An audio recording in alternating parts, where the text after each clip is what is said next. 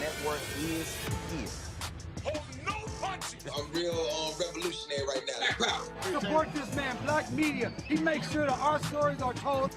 Thank you for being the voice of Black America, Roland. Stay black. I love y'all. All momentum we have now, we have to keep this going. The video looks phenomenal. See, there's a difference between Black Star Network and Black-owned media and something like CNN. You can't be Black-owned media and be scared. It's time to be smart.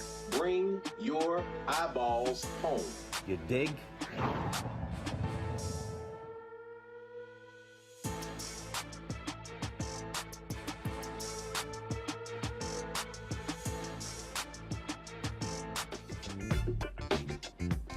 What's up, folks? Today's Thursday, March 24th, 2022. Coming up on Roland Martin Unfiltered on the Black Star Network, the historical confirmation of the 116th Supreme Court Justice nominee, Ketanji Brown Jackson, has ended. Well, actually, if she confirms she'll be the 116th Supreme Court Justice. Jackson spent nearly 22 hours being grilled by members of the Senate Judiciary Committee. We're going to show you some of what took place today. We'll also talk with Henderson, the interim leader of the Leadership Conference on Civil and Human Rights. who also testified today on her behalf. In Georgia, a sitting judge up for re-election can withdraw from a race, thus canceling the election, and then be appointed by the governor. We'll take a look at this judicial loophole that Georgia actually passed. I told y'all don't trust these damn Republicans. He was unarmed and went to his car, was surrounded by plainclothed New Jersey police officers. They thought he was reaching for a weapon. He was reaching for tea. Now he's paralyzed from the neck down. Jajuan Henderson's attorney will update us on his case and let us know why he's still facing charges. Shopping while black? Oh yeah, a man was wrongfully convicted. A man in Ohio was wrongfully detained and questioned by police officers who were actually searching for a white suspect described by dispatch. Eric Lindsay and his attorney will tell us about his lawsuit. Also, remember the brother in Florida where the cops bust into his crib and he fired a warning shot and fired at the cops and they charged him with attempted murder? Yeah, they've dropped the charges. Plus, an art exhibit uplifting the black man is opening at the Reginald F. Lewis Museum of Maryland, African American History and Culture in Baltimore. The executive director of the museum will tell us about the Men of Change exhibit. A lot of stuff we want to cover, folks. And also, y'all know I got these ADOS FBA B1 people all mad and upset because I challenged them a week ago to stand up for Gary Chambers running for U.S. Senate in Louisiana. Ooh, they upset with me. Ooh, I don't give a damn. It's time to bring the funk on Roland Martin Unfiltered on the Black Star Network. Let's go. He's got it. Whatever the miss, he's on it. Whatever it is, he's got the scoop, the fact, the find. And when it breaks, he's right on time and it's rolling. Best believe he's knowing. Putting it down from sports to news to politics. With entertainment just for kicks, he's rolling. It's on go, roll, y'all. It's Roland Martin, yeah. Rolling with Roland now. He's funk, he's fresh, he's real, the best, you know he's Roland Martin now.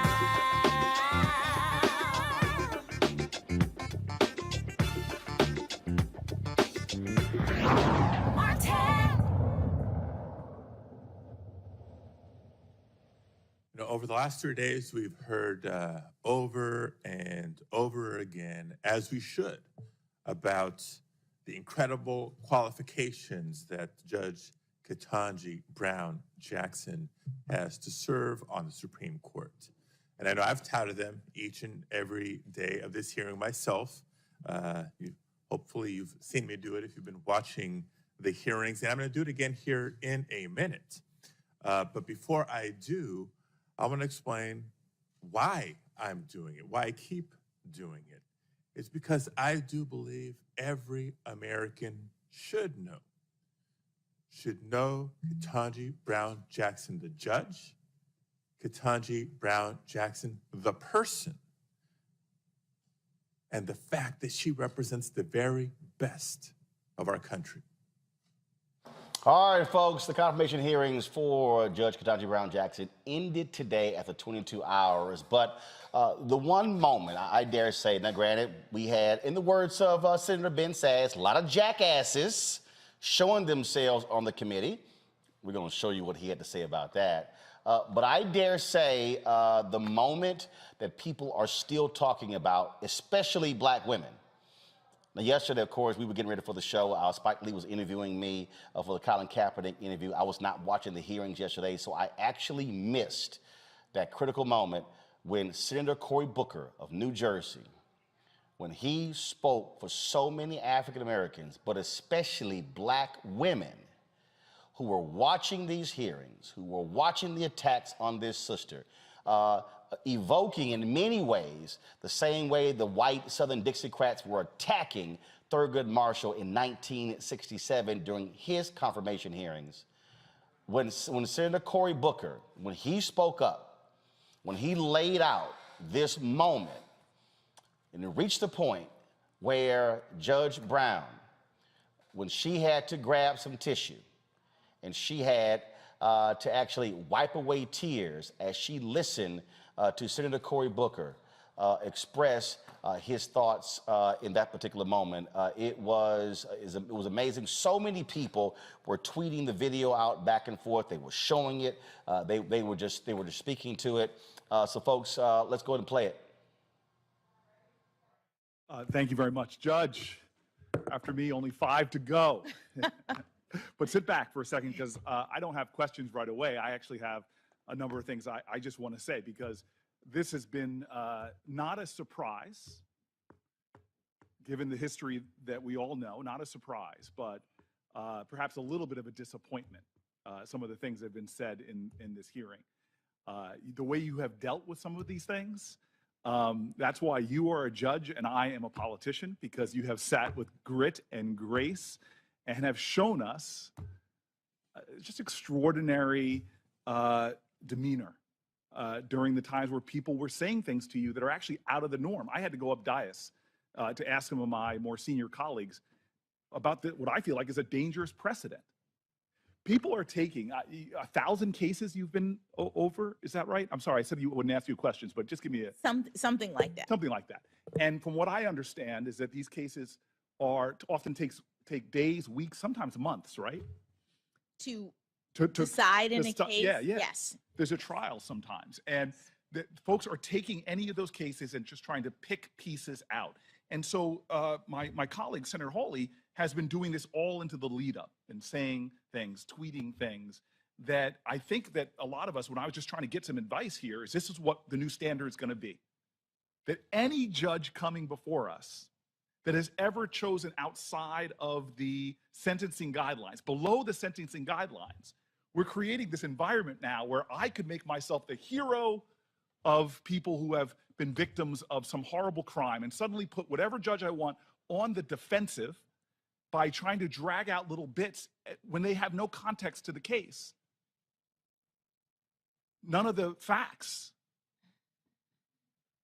They're seeking to be America again. The land that never has been yet, but yet must be the land where everyone is free. Oh, yes, I say it plain, America never was America to me, but I swear this oath, America will be.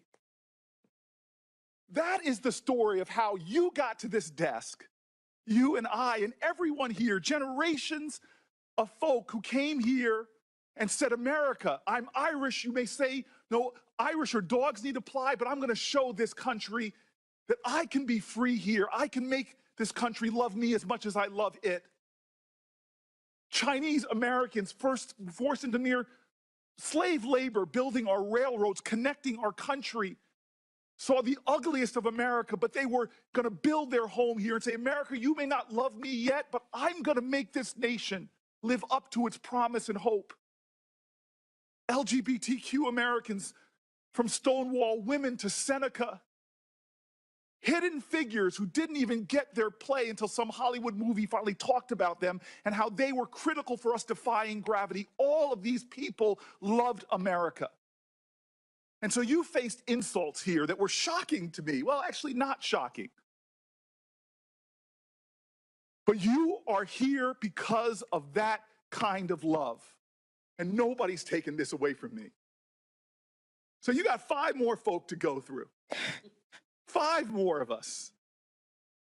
And then you can sit back and let us have all the debates. And I'm going to tell you, it's going to be a well-charted Senate floor because it's not going to stop. They're going to accuse you of this and that. Heck, in honor of your person who shares your birthday, you might be called a communist. But don't worry, my sister. Don't worry. God has got you. And how do I know that? Because you're here. And I know what it's taken for you to sit in that seat.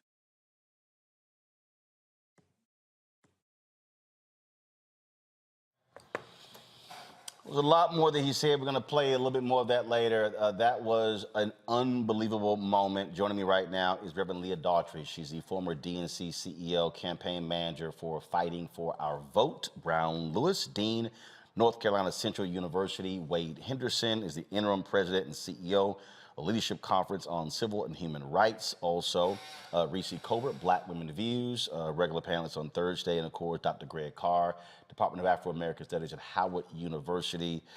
Leah, I will start. Well, actually, I'm going to start with you, Brown. As that was playing, it appeared as if you were wiping away tears from your eyes. Yes, I was. I've watched it before, but it continues to be emotional because I know the journey that she's taken to get here, because we've all taken similar journeys. And so it's just such an emotional time. So there are tears of promise, tears of hope, but also tears of remembrance of what we've been through historically. Leah, I dare say that was the finest moment to date of Senator Cory Booker's career as a United States Senator representing New Jersey. That moment. You know, it was when he opened his mouth and began to speak and invoked Constance Baker Motley and Langston Hughes and Harriet Tubman, and really just gave Judge Jackson some wind beneath her wings. I think he was not speaking just for himself, but really he was speaking for all of us.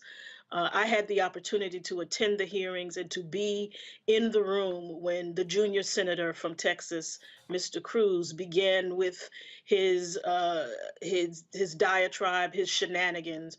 And, you know, sitting there, there's nothing you can do.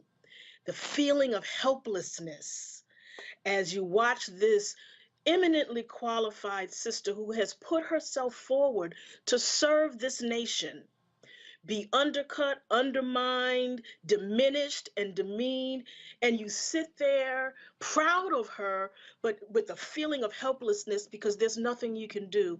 And so Senator Booker finally steps forth in his last pass at this and speaks what we all wanted to hear, what we all needed to hear, what we all wanted to say, particularly as a Black woman. You brother standing up and say, I support you, sis. I see you, I support you, and I'm with you, was just so deeply gratifying and moving. I think I myself cried through his 20 minutes of speaking because it was just such a needed moment. And you could see from her face that she needed that moment. She appreciated it as well. Reese, there were, the number of sisters who I saw on social media commenting and moved to tears was just amazing. And folks who were saying they saw it over and over and over again. Because frankly, for many folks of this generation, we weren't even alive when Thurgood Marshall went through his hearings. I'm not wasting my time on Clarence Thomas. But this was absolutely different because for Thurgood Marshall, he was the first African-American. For Judge Brown Jackson, the first African-American female. And that really, I think, also why that moment was critically important. Absolutely. I mean, you know, we have to claw and scrape our way into any position that we get, and it's painful. And what Senator Cory Booker did in that moment was he elevated not just Judge Brown Jackson, but all Black women. I mean, the women that he invoked, Constance Baker Motley, Harriet Tubman, his own mother, Black women throughout our history. We have a rich legacy of Black women being trailblazers.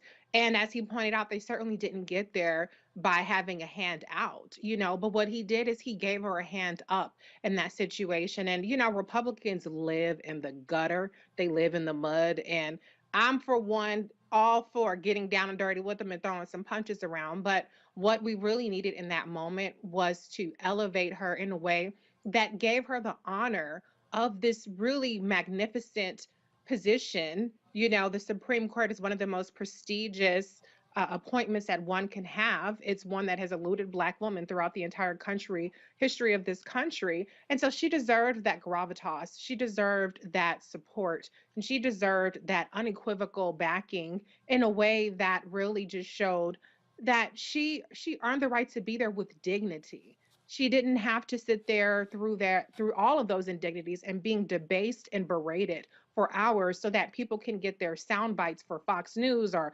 LOAN or for their primary campaigns or for the midterms. She's better than that. And I think that that moment presented her with that opportunity to really relish in the accomplishment that she had just by being there. And I think it was a reminder for Black people everywhere that, I think we're starting to get to the point where we take for granted these historic firsts. Not everybody, obviously, older generations are much more in tune with the significance of this. But I think in this kind of, popcorn society that we have, we're always moving on to the next story. The significance of this moment kind of gets lost. So I salute Senator Booker for giving her that gift, but for giving us that gift as well. Wade Henderson, I'll go to you next.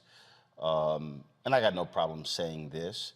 I think all too often, we as men, including Black men, do not fully appreciate nor understand the reality of what Black women have to go through in this society. When we think, I was traveling back from New York City yesterday after attending a conference for minority football coaches. Brian Flores and others were there, and then sitting with Spike Lee for the Colin Kaepernick documentary that he's working on.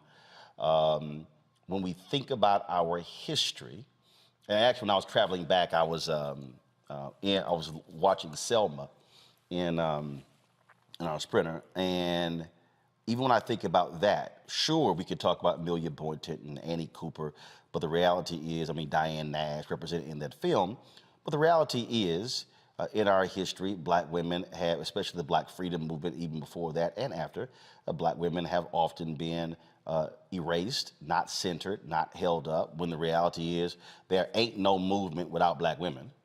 And so then or now. And so brothers need to fully understand why a Senator Cory Booker needed to affirm this sister in that setting last night. Mm-hmm. Roland, let me say I'm honored to be on tonight's program. The women who are on tonight's program have so eloquently stated the challenge that Judge Ketanji Brown Jackson faced in yesterday's hearing. And indeed, Senator Booker's moment was not just powerful, it was transcendent. It really was.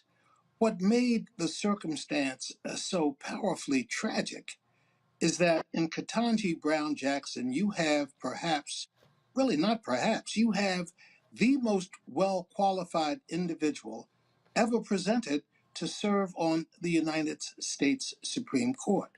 Her credentials are unparalleled. So, we know that she graduated from both Harvard College and Harvard Law School with honors in both instances. Clerked for 3 judges, a district court judge, Court of Appeals, and the Supreme Court. Served as a public defender. Served as a commissioner on the Sentencing Commission. Her record is unparalleled. There is no other member of the court currently or that we can think of whose credentials were more extensive than hers. And yet she suffered the slings and arrows of demagogic criticism with no basis in substance, but was whipped up into a frenzy of froth for entirely political purposes, and in so doing degraded her at really her finest hour. And she was forced to sit stoically and listen to these criticisms and to have that couched under the guise of judicial temperament.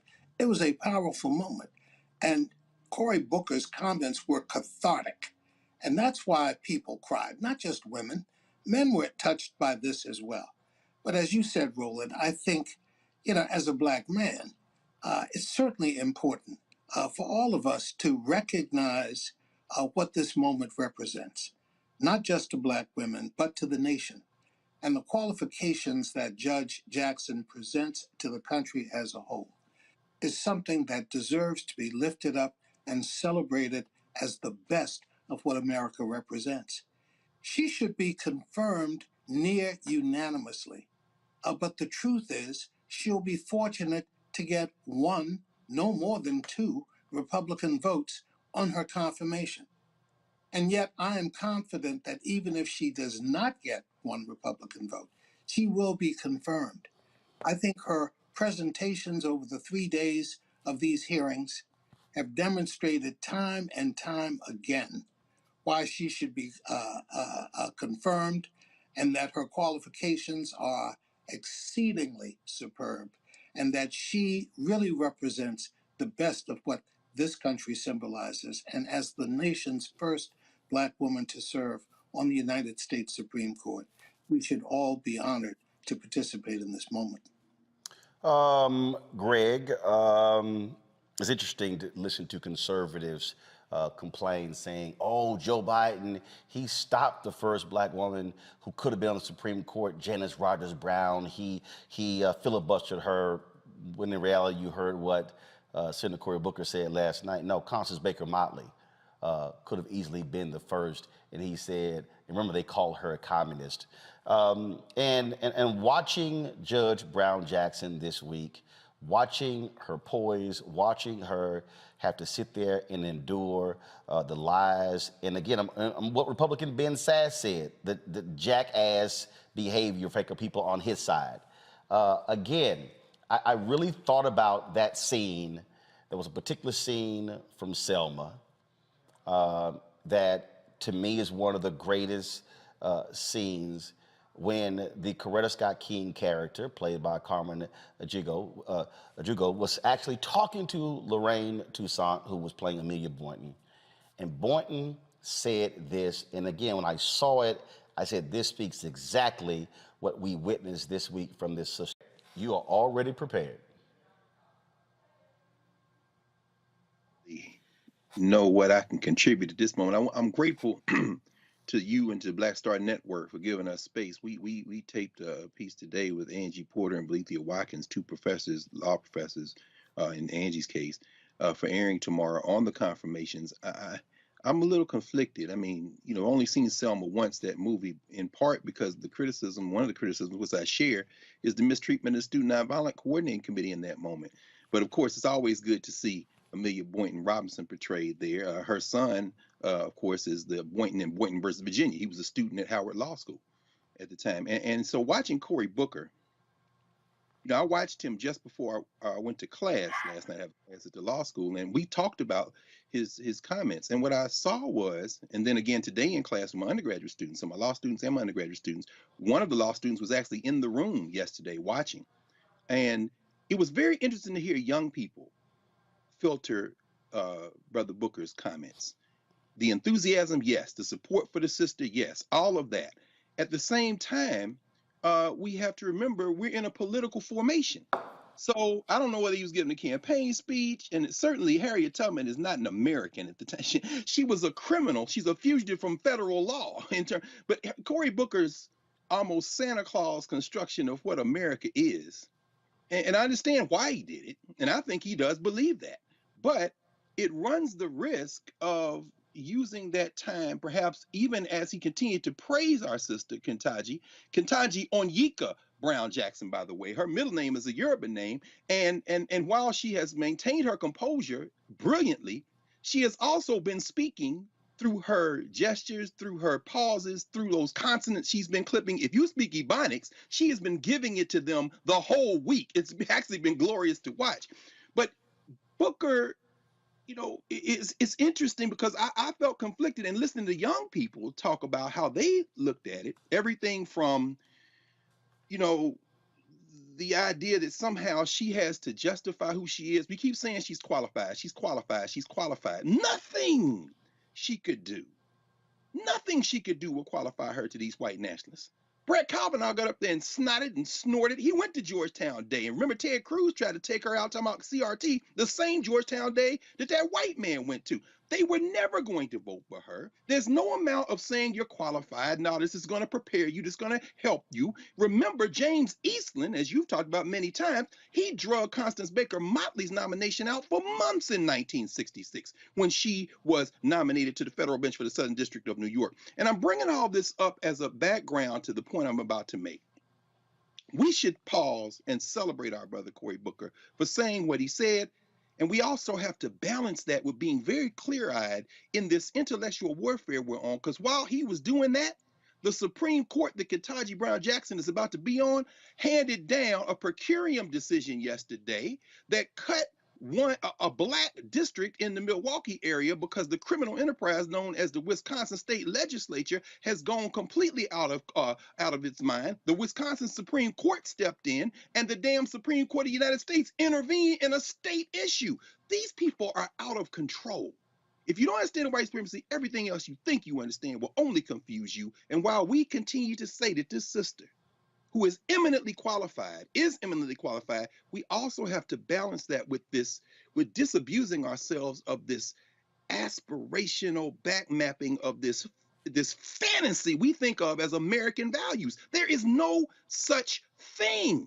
We have to be clear-eyed about that. So I can't wait for her to get on the bench. And then we'll see who Ketanji Brown Jackson is, because nobody can predict what a Supreme Court justice will do, will write, will think until they get on the bench. So I'm just ready for this vote. Take this vote. Let these white boys do what they were going to do from day one. And then let's get down to brass tacks. And Clarence Thomas, get well soon as you retire from whatever illness has your ass in the hospital at home recuperating. And maybe it'll push you to consider coming off the bench. Then we're going to see who they really are, because then they're going to have a real fight, because this one is theater at this point. But Brown, this is the dichotomy that we actually face, and that is we have to wear both masks.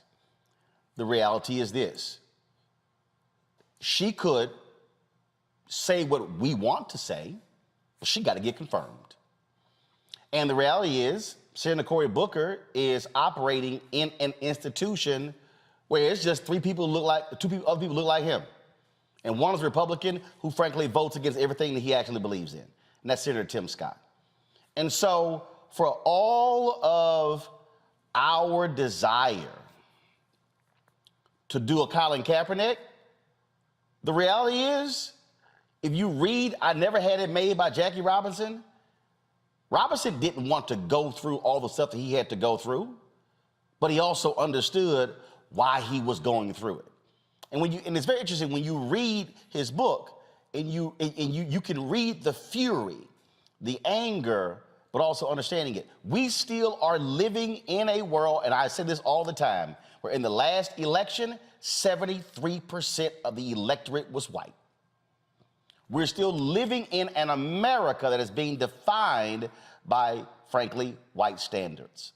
And so this week, I think, show that. So even if you do all the things they say you're supposed to do and all the places you're supposed to go, you do all of those things, you still are going to be treated like black folks have always been treated in America. Dean? I think you're exactly right. And I think that what was really impressive about her is that she handled it in a way that they were saying things that was infuriating, things that were not true. The whole thing about the pornography and the fact that she is being penalized for doing her job. Had she done something different, she'd have been penalized for not doing that. And I think she handled it with so much grace. She controlled her face. Because as black women, we speak not just with our voices, but with our faces, with our hands, especially our hands. And I think that she did a wonderful job of working within the system. You're right, recognizing that she couldn't say exactly what she thought. She couldn't show what she thought because she has an objective, and that's to get on the Supreme Court to maybe make a difference and maybe make things better for people who look like her. So I really appreciated her calmness, her posture, her temperament, and that she really did not go there with them. And she was polite, even when they were impolite. So I really, really appreciate that. But it goes to your point, what we're saying is that she's reacting to the world in which we still live, where we always always have to prove ourselves. I always have to be careful not to become that angry black woman, to sustain and control our emotions in such a way. and not necessarily fair, but it was just what it is and what we are now. Leah, as Greg talked about how his students, how they saw it, again, it is the reality of how we have to go through this world. And we can, and I love it when I hear these people. I had somebody who today was whining and crying, and they were criticizing. They were like, you trying to sit here and get money from the government. I said, well, the government spends $1 billion a year in advertising. So what you say, black-owned media shouldn't get any of the money and the white folks keep getting the money when they get $322 billion being spent every year and we're getting 0.5%? And so you have some people who somehow believe that you could just totally separate yourself from this world. Ain't no reality in that whatsoever. In fact, you can be at a Howard University. They call it the Mecca, but you know what? You still gonna have to go to Capitol Hill and talk to folks when it comes to funding. And so it's getting people to understand that this is still the black reality in the United States. What we have to endure silently, we know is bullshit. We know folks lying. But you got to sit there and keep a certain look on your face. And inside, you cussing them out. But outside, you can't say a word. And that is really the story of our lives as African Americans in this country, where we really have to keep our eyes on the prize and keep the main thing. And we can do a lot and say a lot, but what is the goal? And for many of us, those who believe in the liberation of Black people, we know that there are many routes to that, and we all need to work the route that we are in and work in the rooms that we've been assigned in order to move the liberation of Black people forward. And what you had, the point here, and let's keep the main thing. The point here is to have an African American with her lived experience on the Supreme Court.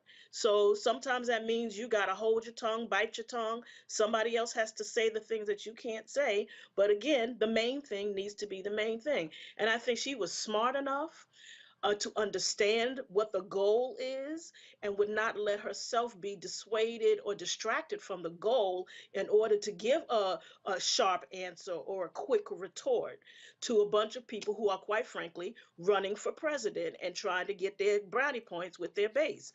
So this is the tension that we have as Black people in this country, that we have always had. How to advance ourselves, protect our communities, move our people forward toward liberation while working inside of a system that was not designed for our success. And we've quite frankly exceeded. We got a lot of work to do, and I'm with you, Roland, on getting the money.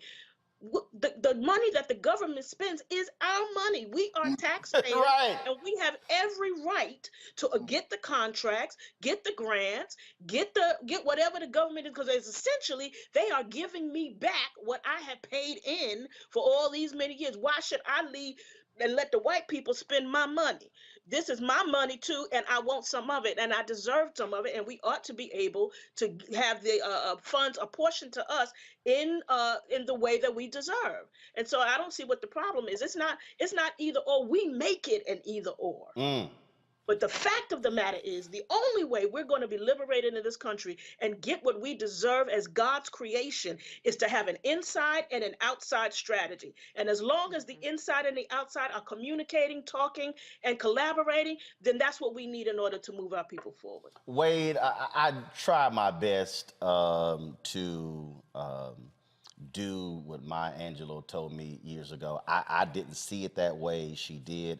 We were talking, and this was a month before she died, and when she was being celebrated with her portrait, and they had a party for her at the Smithsonian Museum of African Art.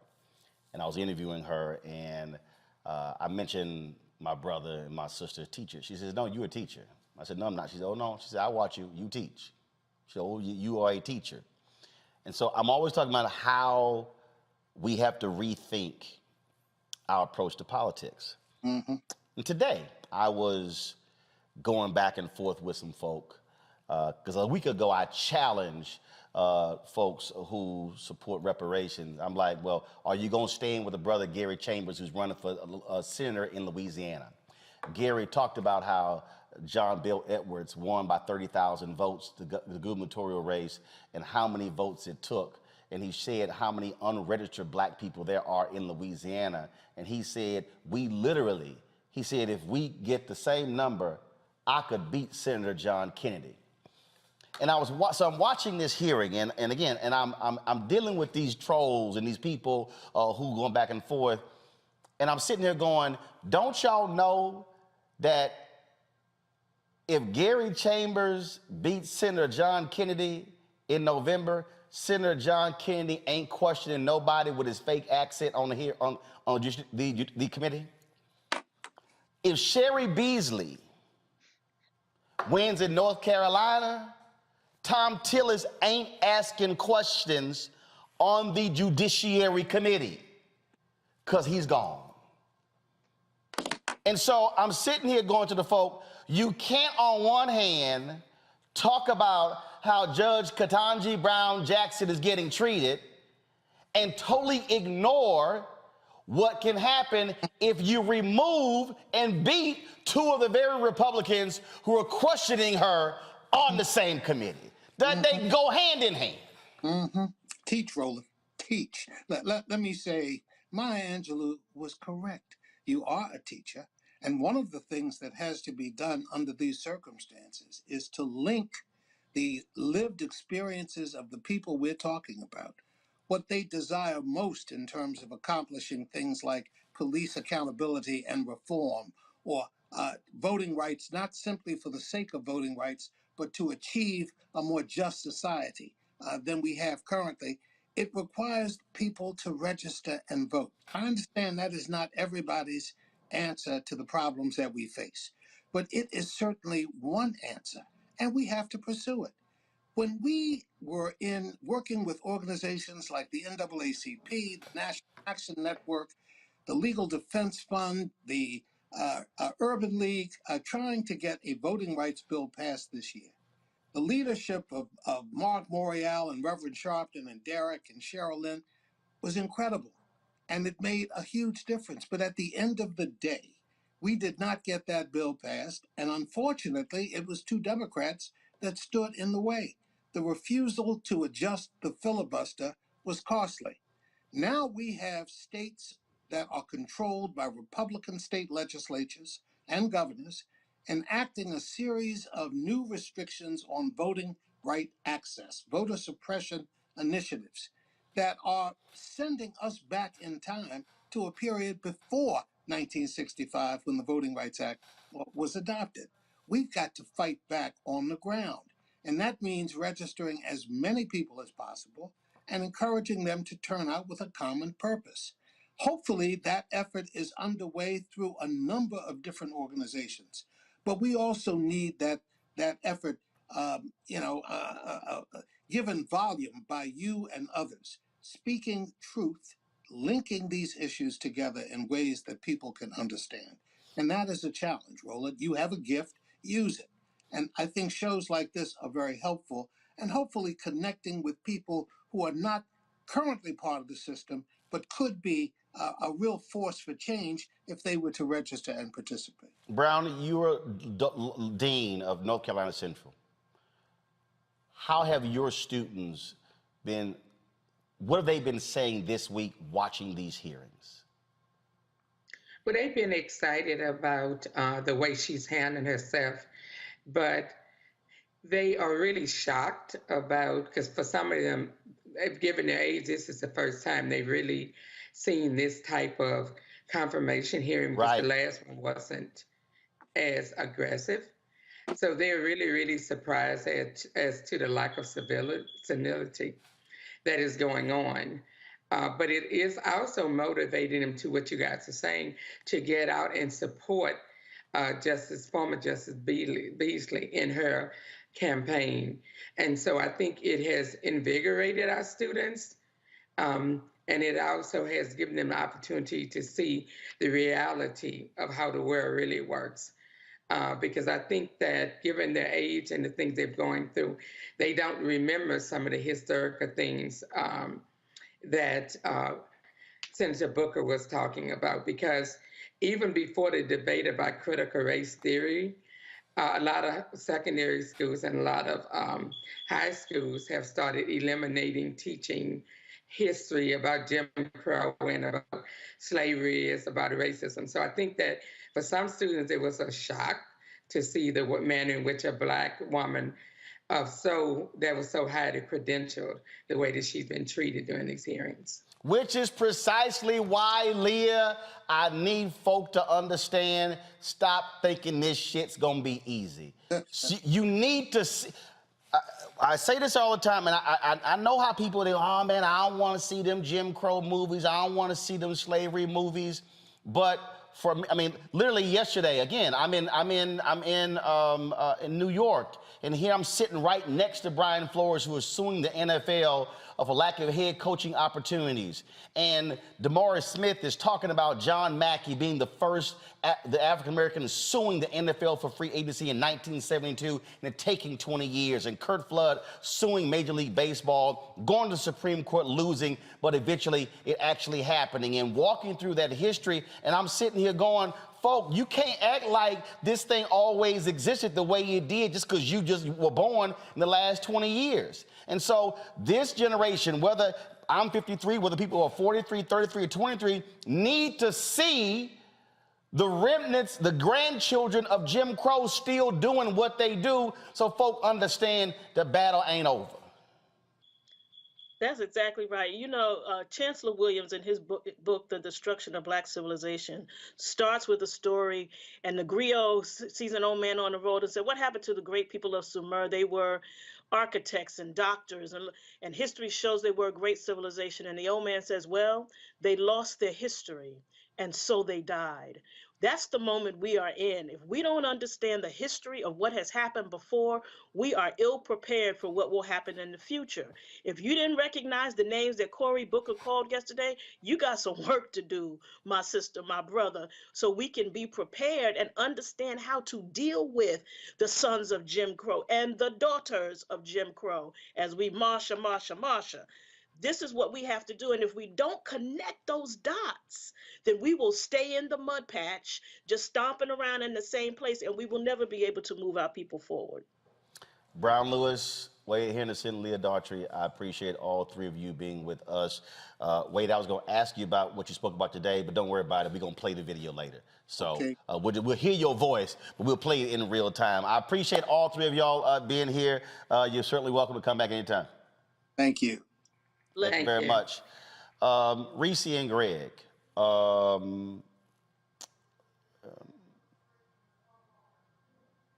it was,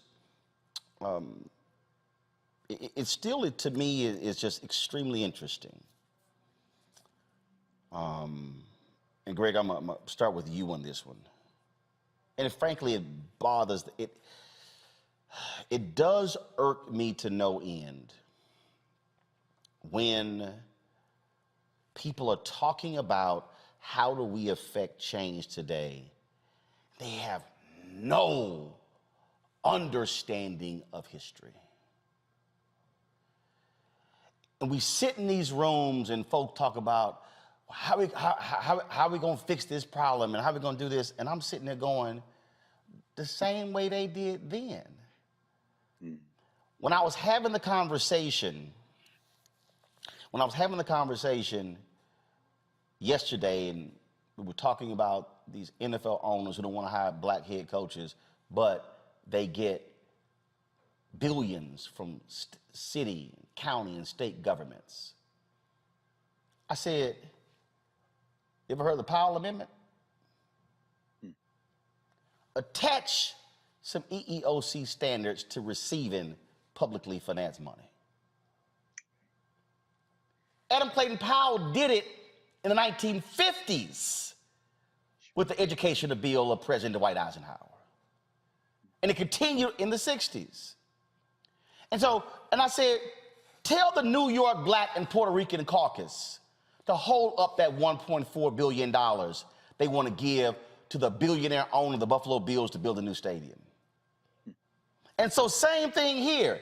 If you watch these hearings and you are mad in Arkansas about Tom Cotton, and if you pissed off in Louisiana about John Kennedy, and if you pissed off about Ted Cruz in Texas, if you mad in Missouri about Josh Hawley, then did you call their office? Did you email? Did you tweet them? Are you going to show up at their town hall? Or are you going to simply express outrage on social media and not do a damn thing? At some point, you got to either get in this game or sit your ass down and be quiet. Of course, Roland, you're absolutely right. And that is, again, why this platform, this network is so important. We're not engaged in just cheerleading. And let me be very clear from earlier. I think Ketanji Brown Jackson came as close to pitch perfect as you're going to see. So my remarks on Cory Booker were about him, not her. And I wish Cory Booker had been even more eloquent and precise. I think some of his metaphors were quite frankly absurd in terms of these combinations, and it speaks to this point that you're raising here for this reason. These people don't care about facts. You can't appeal to them and call them colleagues like Cory, oh, my friend, my friend. All that rhetoric goes out the window. Do you understand Ben Sass, for all his kind of corn pone, all shucks, is a soft white nationalist? And Josh Hawley was talking to QAnon when he brought up that child porn stuff. That is the Ketanji Brown Jackson that gave 4 years to that white boy that drove up from North Carolina in Pizzagate and threatened to shoot up everybody on Connecticut Avenue. So, of course, her record is unassailable. But what these white men were doing, and I agree with Reverend Daughtry, they are campaigning for 2024. They're auditioning. They were always going to vote against her. Now, what you've put on the table, Roland, is the only thing we need to be discussing when it comes to electoral politics. Register, vote, and get rid of them. Did you see Mike Brown, the Indiana senator that said that perhaps the Supreme Court should have never legalized interracial marriage? Yeah, Senator Mike Braun. Mike Braun, yeah, Mike Braun. I'm sorry, I mispronounced. Right. Brown. He said that leave it up to the states, and he was asked about loving. Well, if you want it for this one, you got to do it for all of them. Absolutely. Exactly. But I'm saying Cory Booker is saying, you know, Judge, when your parents came along, it was illegal for your marriage to. Yes, that's true. But don't then couch that in, but we're better than this. There is no we, brother. You got to energize our people like Gary Chambers is energizing him, in my opinion. And so when you see that, what you're saying, Roland, comes down to we have to be smart. Again, I was going to say this one thing. That's why this forum is important. There are people who have criticized Ketanji Brown Jackson because of this Lockheed Martin case that they're saying, oh, she sold out black women working for Lockheed.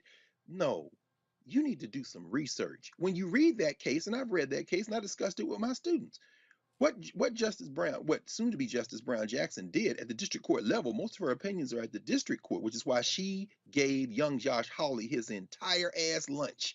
If you watch and understand sentencing guidelines and all the things that were being discussed, she embarrassed Cruz, she embarrassed Hawley and all them. But when you look at that case, what you realize is if she had accepted that settlement, it would have precluded any other black employee at Lockheed for bringing a subsequent suit. So you could argue whether or not she should have allowed the agreement to go forward or not, but she, in effect, preserved the rights of other black people to sue in the future by sacrificing the settlement that this subgroup of black employees that happen to be black women brought in that moment. Now, that's something that legal scholars would argue about.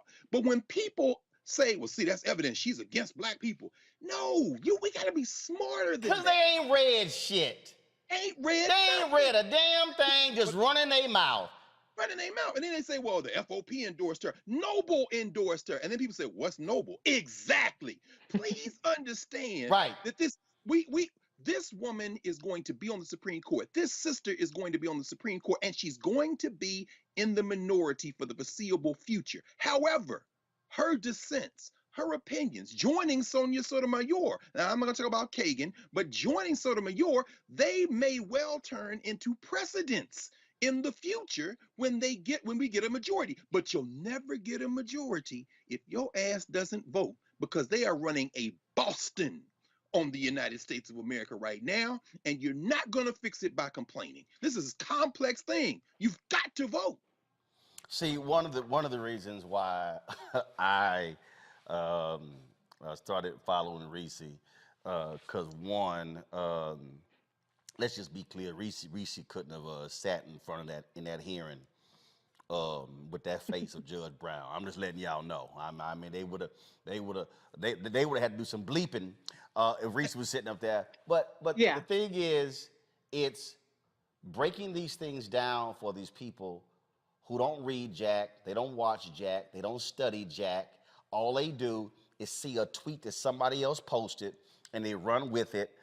And it's just like I love these people here who talking about, oh man, you was sitting here saying if Hillary couldn't dance, she wouldn't get the black vote. I'm like, don't you dumbass know what levity is? The whole room laughed. I said, oh, but you skipped over the whole hour of questions that we had at Claflin University HBCU. I'm like, oh, y'all skipped over that. And see, that's the silliness we're talking about. What Greg just detailed. Yeah, I've had some folks send me those tweets. Man, she screwed over the black employees. But you didn't read it. And that is what we're dealing with. We're dealing with a generation, unfortunately, I'm not labeling everybody, but we're dealing with people who only operate within the 280 characters of Twitter, who only see a meme on Instagram. And if you want to understand, all you got to do is look at time. See, this people need to understand.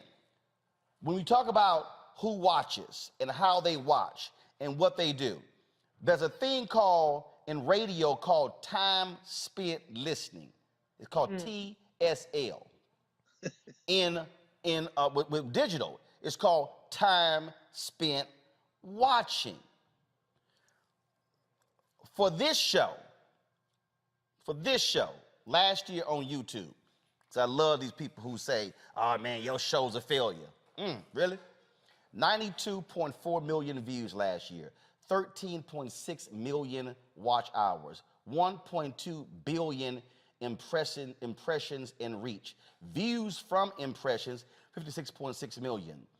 Watch hours from impression was 9 billion. But here was the key, 9 million, I'm sorry. But here was the key. Average watch time of a Roland Martin unfiltered video is 8 minutes and 52 seconds. We ain't sitting here trying to give y'all. We lost you. Did you hear Reese? I didn't hear that. Was it? Did you say 8 our minutes? average watch time on YouTube is 8 minutes and 52 seconds. Huh. So when people hit me and go, man, you should be doing shorter videos. No, I'm not trying to sit here and teach your ass in 2 minutes. Because you can't explain every damn thing in 2 minutes. You got to walk people through an understanding, and that's what the deal was. And so when you saw her answering questions, it was like, no, I got to answer your question. You don't quite understand. No, no, Congress should have done this. No, judges can't do that. No, at the district level, I had to follow this. No, that's what it is. It's context and nuance, and the game of the Cruisers and the Harleys and all of them is to see if I can tag you and as Sass, who, punked out, was critical of Trump, but then kissed his ass, went quiet to get his endorsement because he didn't want to fight him, and then criticized him after he won. But he is right. It was a bunch of jackasses trying to make TV, and that's why Ted Cruz was busted looking on Twitter and searching for his own name. Reese, go ahead. Yeah, but let's be clear, Ben Sass ain't shit either, so fuck him. I don't care if he wanted to call some people out, stating the obvious about Jack Assery. But the problem that we have, and Roland, you said generational, but I would say it's a societal problem that we have. People would rather sound knowledgeable than actually gain knowledge. And so what Republicans did with these performances is they met their folks where they are, which is in the gutter, which is in sound bites, which is in captions, tweets, memes, clips. That's where their people are. And frankly, that's where most people are. And so that's where, to Dr. Carr's point, somebody would pick out the Lockheed Martin case and say, well, she ain't for us, when they don't even understand the details of it. But the devil is in the details. And the details tend to be irrelevant for people once they formed an impression. And so Republicans are really genius at playing this disinformation, misinformation messaging game. And Democrats have a thirst to try to educate people that don't want to learn. They just want to sound smart. They just want to sound like they know stuff. So I think that what Judge Brown Jackson did was really genius. She actually put on a clinic. I learned so much from listening to her. But whatever she said was beside the point for what Republicans were trying to do. And Republicans, to Dr. Carr's point of being clear-eyed, what I heard, it was disturbing. It was it was debasing how they treated Judge Brown Jackson. But what I heard is the next salvo for what they're going for in terms of the midterms, in terms of what they plan to do with power. When we're talking about sentencing and we're talking about cherry picking cases, what kind of chilling effect is that going to have on judges who are looking towards their career? Hold up. I don't want anybody to skip what you just said. That's right, Roland. Because Come on, Reese. 11 incumbent Democratic judges who supported bail reform in Harris County, Texas, where Houston is, lost in the primary because the police unions endorsed and funded prosecutors who ran against them. Right. You have Governor Kathy Hochul, who was in New York, who is trying to scale back on some of the bail reforms that have been made there. So what the Republicans always do, the same thing they did with contesting the legitimacy of the elections, is they're always laying the groundwork and the pretext for the next corrupt power grab that they're going to take. Yes. And so when they want to talk about soft on crime, hard on crime, when they want to talk about lawlessness and all these other things, what they're doing is they're laying the groundwork to further criminalize, to further incarcerate Black people, because that's who the target always is. Okay, Black people specifically. And when you talk about CRT, saying KBJ equals CRT, no. What they're saying is this is just blatant white supremacy, white nationalism. What they're saying is anything Black is a problem for us by default, period. And so we do have to be, to Dr. Carr's point, clear-eyed about not just the theatrics, but what the theatrics signal. And Democrats in particular, I loved what Senator Booker did. I think we needed that moment just to come up for air. But much of the hearings were completely squandered playing on Republican turf. There you go. Yes, you do need... Oh, go ahead. I do want to bring in, before I go to the break, because my next guest had been waiting, I do want to bring in our third panelist, Dr. Larry Walker, assistant professor, University of Central Florida. Doc, just want to get your thoughts on the hearings this week of Judge Ketanji Brown Jackson. It was political theater. Roland, for us to follow politics, we already knew what was going to happen. The script had already been written. So just watching it play out was essentially watching actors and directors, someone directing a script that had already been written. So I think it was really important. And Reese just talked about Senator Booker's, what he had to say. And, as someone, as a Black man, I was happy to see him defend Judge Brown Jackson the way he did. And for Black folks who have been in churches or on campus or in social events, and you're the only Black person, sometimes we give each other things like a head nod. But what he did in terms of the support in front of a national audience, it warmed all our hearts, because we know what it's like to be the only person or be the first one. And we're dealing with all these slings and arrows. But it was great to hear, as obviously the only Black person on the Judiciary Committee, hear Senator Booker give that, and it was passion and the realism, right? Because we've been there before. And then to hear him talk to her about how happy he was and proud of her warmed my heart. And is also the reason why we need more Black folks on the Judiciary Committee. Absolutely. All right, folks, got to go to a break. When we come back, if you want to understand why Black people have stress and hypertension and diabetes, heart disease, when I show y'all the video of my next guest, and you see the bullshit that we have to deal with as Black people, what happened to him is a perfect example of what it means to be black in this damn country. You're watching Roland Martin Unfiltered on the Black Star Network.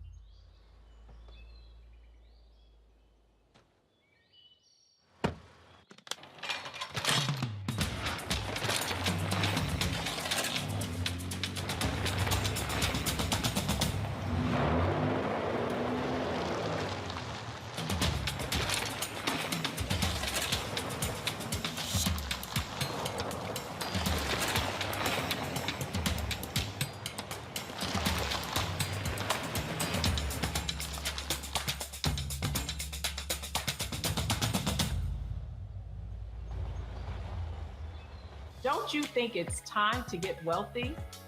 I'm Deborah Owens, America's Wealth Coach, and my new show on the Black Star Network focuses on the things your financial advisor or bank isn't telling you. So watch Get Wealthy on the Black Star Network.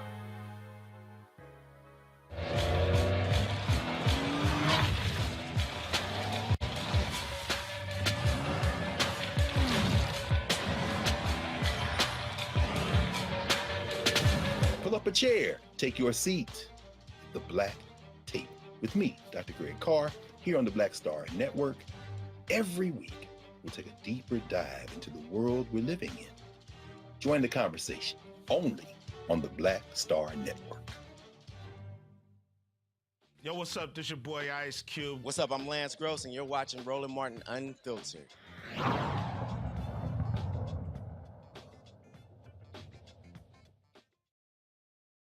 Roland Martin Unfiltered right here on the Black Star Network.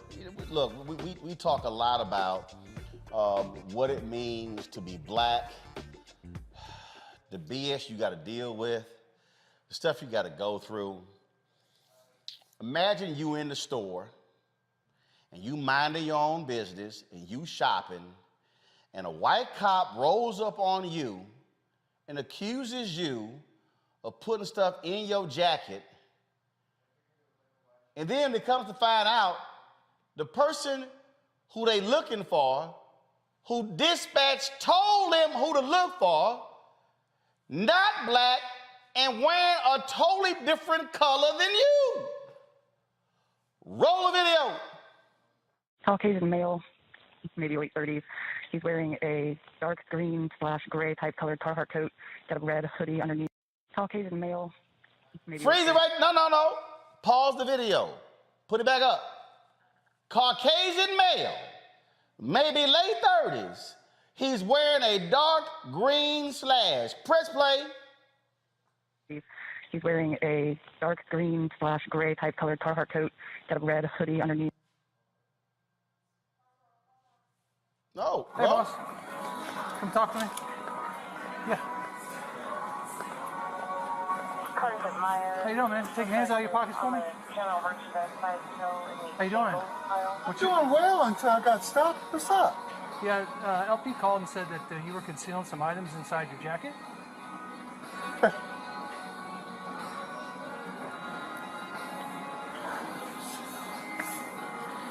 So who do I sue? Huh? Who do I sue when you don't find shit? Hey, come get this on film. Well, that's what Who do I sue? sue? No, we're just trying to figure it out.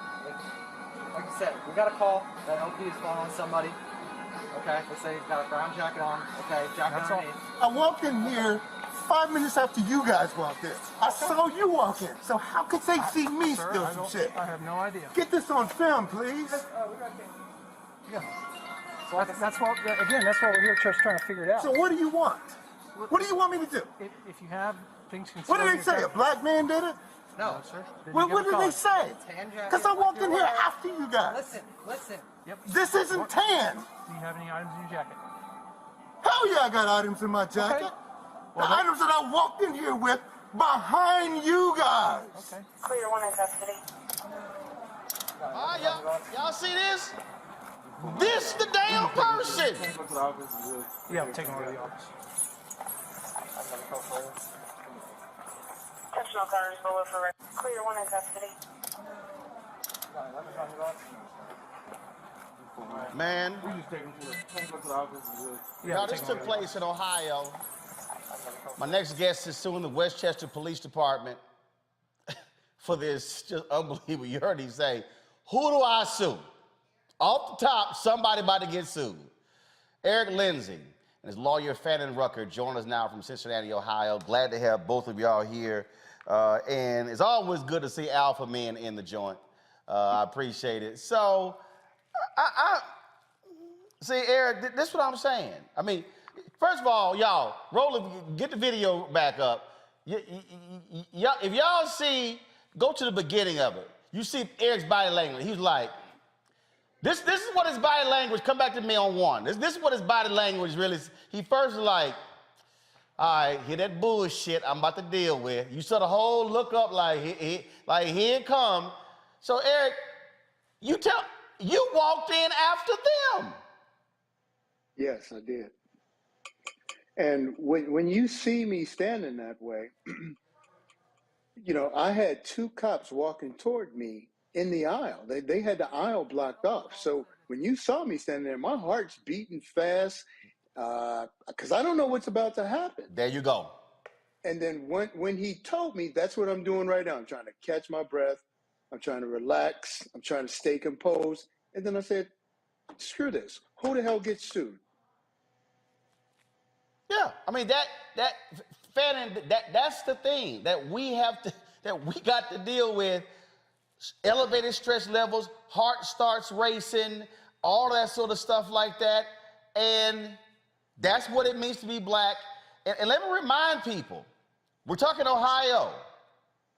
What happened in Ohio? That's where John Crawford III was shot and killed when somebody called the cops and said a man was waving a gun in the store, and it was a BB gun that they sold at the store, and he on the phone. And when you hear Eric say they blocked off the aisle, that's the cops, when they rolled in on John Crawford III, rolled in with guns and boom, shot him instantly, and he died. That's our reality, Fannin. Roland, and first of all, thank you so much for having me back. I'm glad to be back here with you. I'm a member of the Cochran firm. What we see in this is exactly what the principal idea of criminalization of black folks. Black folks going about their daily lives and being assessed or being accused of being criminals for doing nothing that's even criminal at all. We see it so often. And unfortunately, we saw it on this particular occasion with Mr. Lindsay, and something has to be done. Eric, help me out. Okay, so after you jammed them up, what happened? Because we say it was two different body camera videos. One was with the two cops roll up on you, and then we saw this other guy get arrested. What happened after just this portion here when you jammed them up? Well, at a certain point, you know, there's the two cops are standing together, and then the store manager is standing with them. And I come at the cops pretty hard because if you play back the video, he says I have a brown jacket on, so now he's trying to tailor the description to what I'm wearing. And then he says it's a tan jacket, and then he's saying, listen. And I'm saying, what the hell am I listening to? This is not tan. This is orange as fuck. And so soon, you know, then they get the call that the actual shoplifter's on the other side of the store. So they go over there. And the one cop stays with me and is apologetic and all this kind of stuff. And then he goes, you know, I understand you feel pretty upset. I said, you will never understand how I feel until you get black skin. So then they went on to the other side. And like I said, I really got into them. So I'm saying, well, you know what? I need to go over there and see who they arrested because if this guy has similar clothing on, then I owe them guys an apology. And when I got over there and saw that guy right there again, I mean, I lost it again. I just completely lost it because that guy looks absolutely nothing like what I had on. Doesn't From look the like, clothing to the skin color. Doesn't look like you, not the same skin color, all of that. But the crazy thing here, Fannin, the dispatch says Caucasian man, green. How in the hell do you confuse that to walking in, oh, I see a black person, let me holler at you. Take your hand out your pocket. You got anything on you? So Roland, there's a couple things, and let me just correct you. I don't mean to be rude. Fanon, I'm sorry, my bad, Fanon. Go ahead, I got you. My bad. But there's some other issues of context here. First of all, you played the dispatch record first, and the dispatch record was clear that there was a shoplifting report that was going on. No doubt, criminal activity. Police are in their rights to show up. They had a very clear physical description of the person. Now, Mr. Lindsay had no idea about the dispatch report, who was doing anything. He just knew that he was confronted by police officers. If you watch the entirety of the police officers' body cam footage, you see them go past. This is the Friday night at 7 o'clock in a suburb of Cincinnati. This place is about 15 miles outside of Cincinnati, not too far from where you mentioned about John Crawford's incident.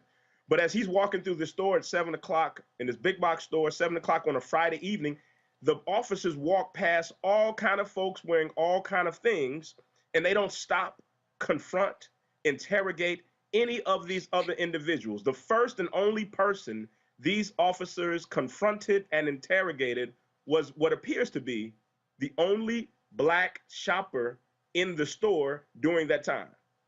So that's part of the context of this thing. Mr. Lindsay had no clue what their report was, when the report came in. Yeah, because he just shopping. He's shopping.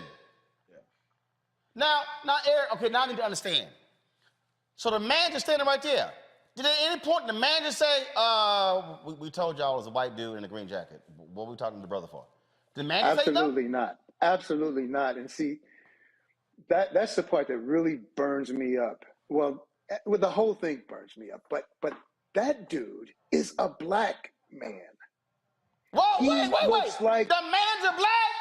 Yes, sir. He looks like you and me and Fanon and anybody else with skin color like us. He got me related to that bank teller in Atlanta, Ryan Coogler. I did see that.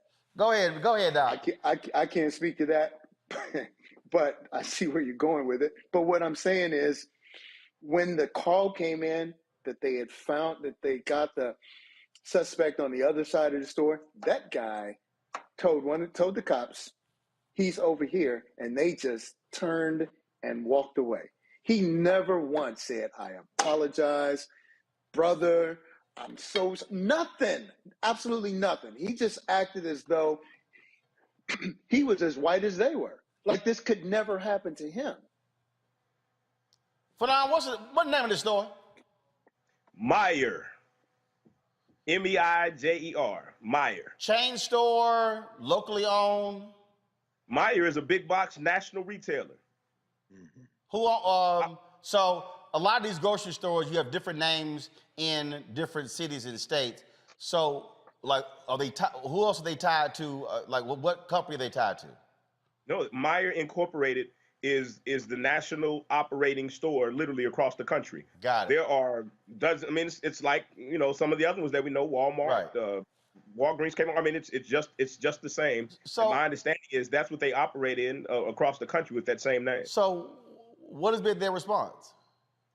Well, before we filed suit, and this happened in January of last year, before we filed suit, obviously, we engaged the city of Westchester as well as Meijer.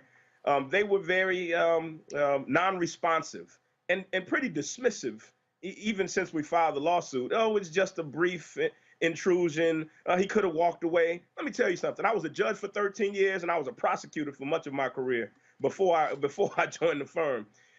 There's something called obstruction of official business. If police officers confront you in the state of Ohio and start asking you questions about an investigation that they're involved in, try to walk away. Try to walk away. They will charge you with the offense that can carry 90 days in jail and they'll take you to jail. And can I add something also? We saw this man who they actually were looking for be arrested. We heard later that there was allegation that he had a sharp tool or device on him. This man was, all of this stuff happened.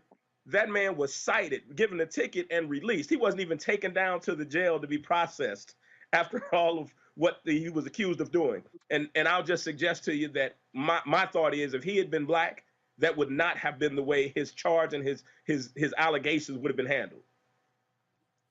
That's just straight up unbelievable, but it's not, because unfortunately it is the reality for us in this country.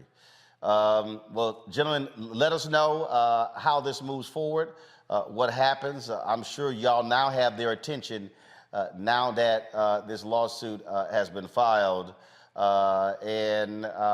Eric, have you been back to that store? Have you been back to that store since? No, no, I have no reason to go back there. There's plenty of other places to spend my money, so I'd rather go there.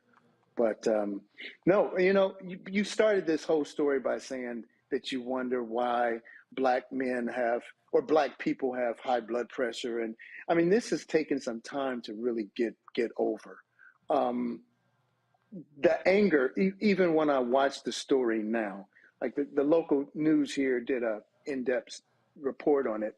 And even when I watch the video, I can still feel the anger welling up in my chest over this, because I'm 61. At the time this happened, I was 60, and I've been through this so many times.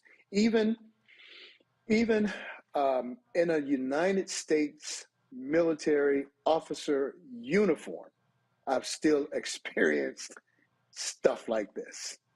And I'm saying stuff to be kind on your show.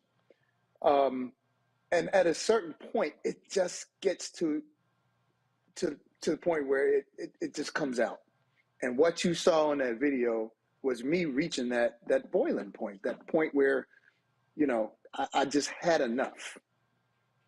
And so if anyone sees this, by all means, listen, I would hope that they would not react like that, because everybody knows this thing could have ended much differently and in a much worse case for me. But at that particular time, what you saw was raw emotions. I did not step back and go, here's this bullshit coming back again, that we always face. I didn't look at that at all. The first thing I was thinking is, what's about to happen to me? And then after that, I just couldn't believe what I was hearing. Yeah. So. Totally understand. Well, first of all, thank goodness you're okay. And again, we've seen these situations happen where they go left real quickly.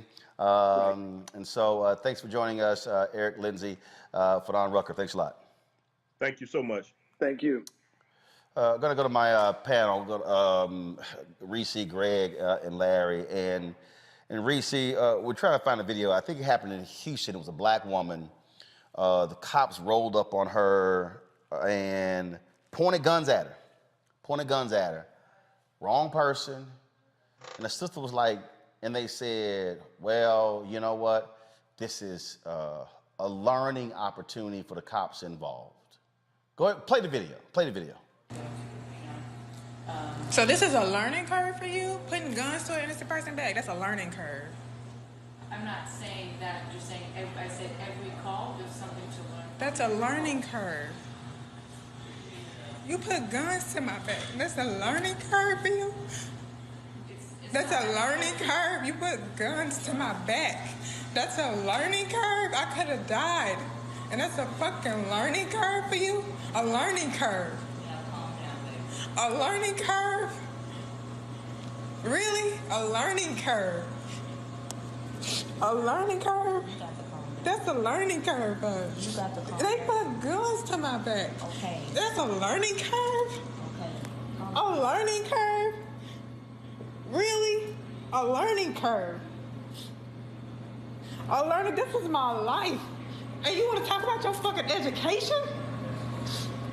A learning curve? Why are you wiping the surveillance video? Ma'am, I can't elaborate on our investigation. Why are you wiping the surveillance video? Watch it. We're not allowed to wipe it. I just heard you say until you finish wiping the surveillance video. You misheard. Hey, the female that came out of 225 was running a... what's your best contact? They had guns to my fucking back, y'all.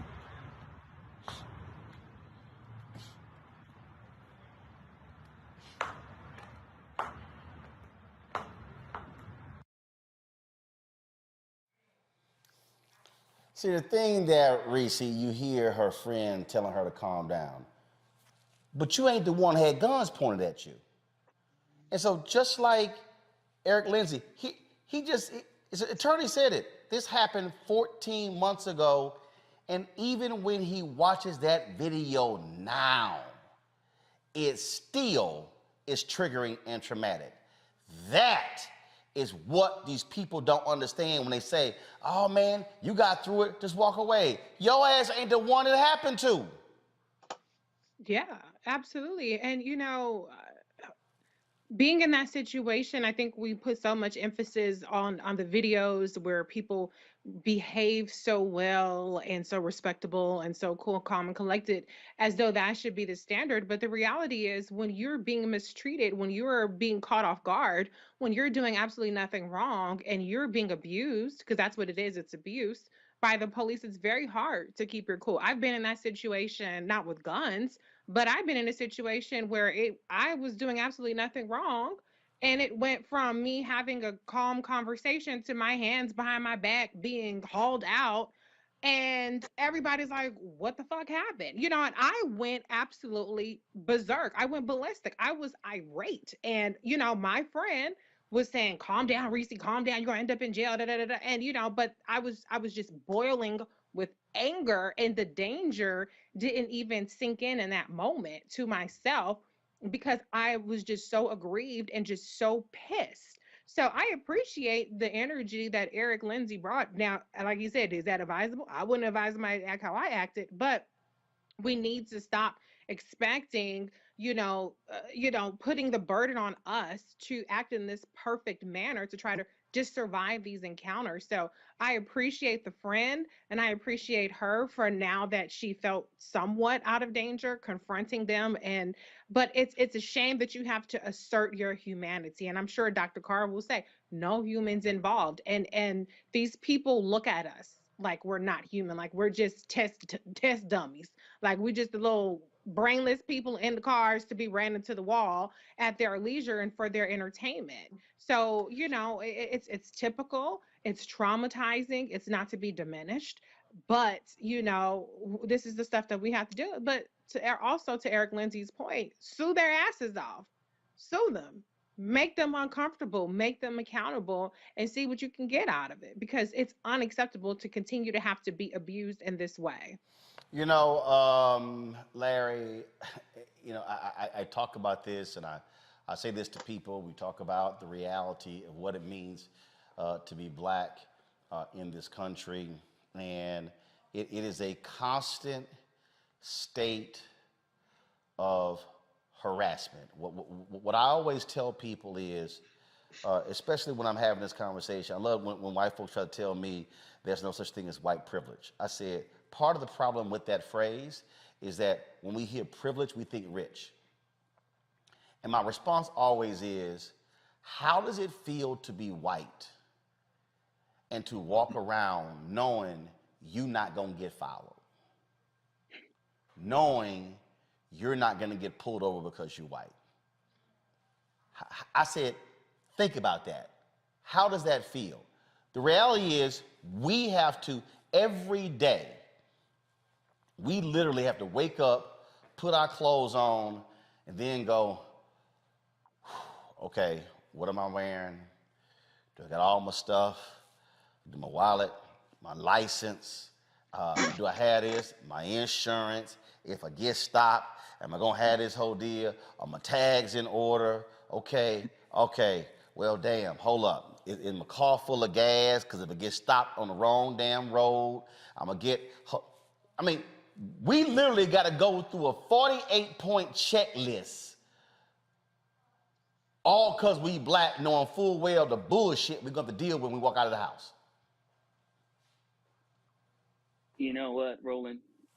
What Brother Lindsay was experiencing was race-based trauma, right? So he's reliving that experience, and we're all reliving those experiences, and we're constantly being bombarded with these videos every day. You know, as a black man and as a father of a 19-year-old, when I see videos like this, it upsets me to a level I don't think most people who are not black can understand or experience. The other thing I want to note is that when it comes to people not seeing our humanity, right?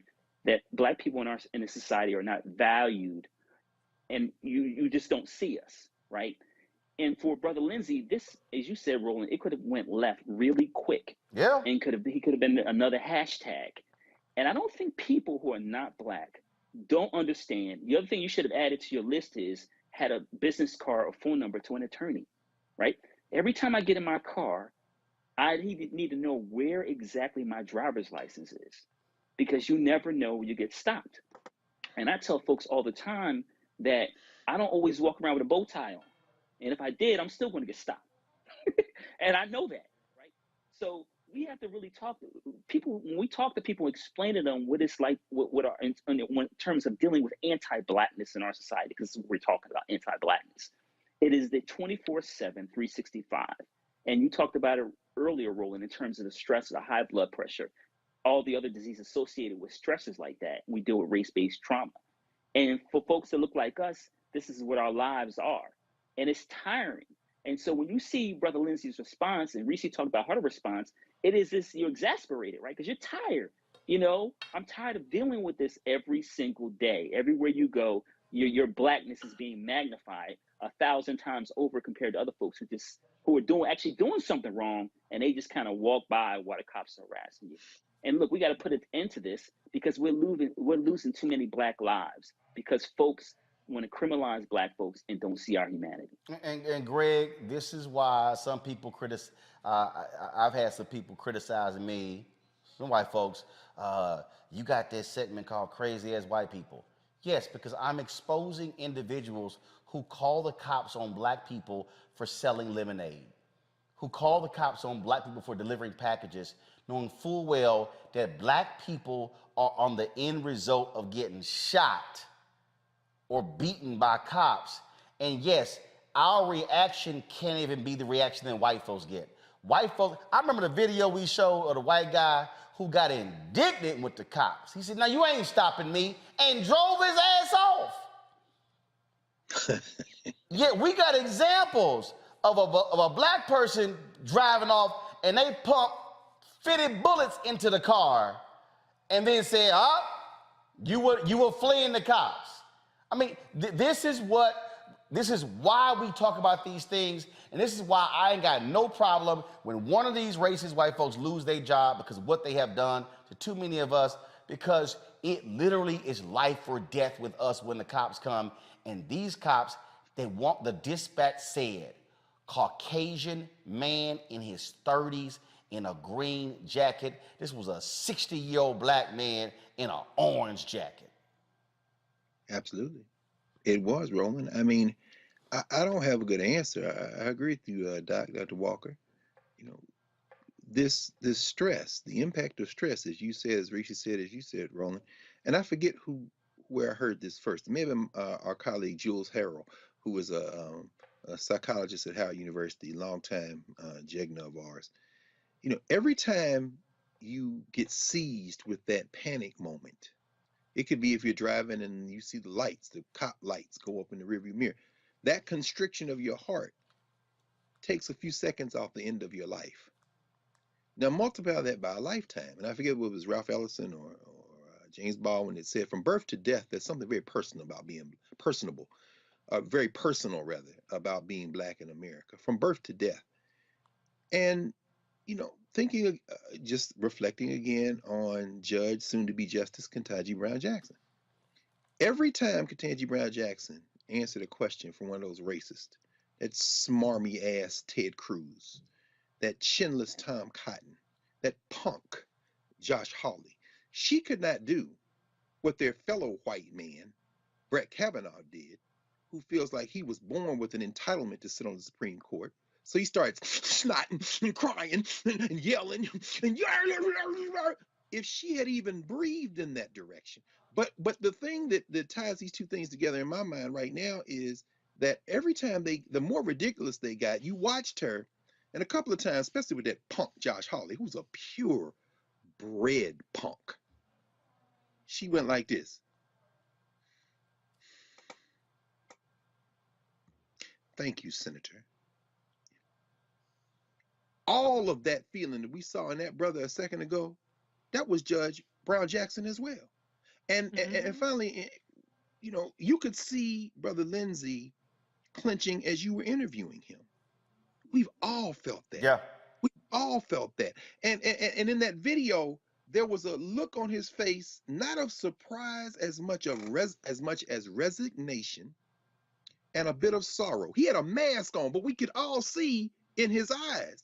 What? And the other thing I'll say is, I'm gonna give this brother kudos for this, Brother Lindsey. Brother Lindsey put on a clinic, which shows you how prepared he was, because he didn't have time to think.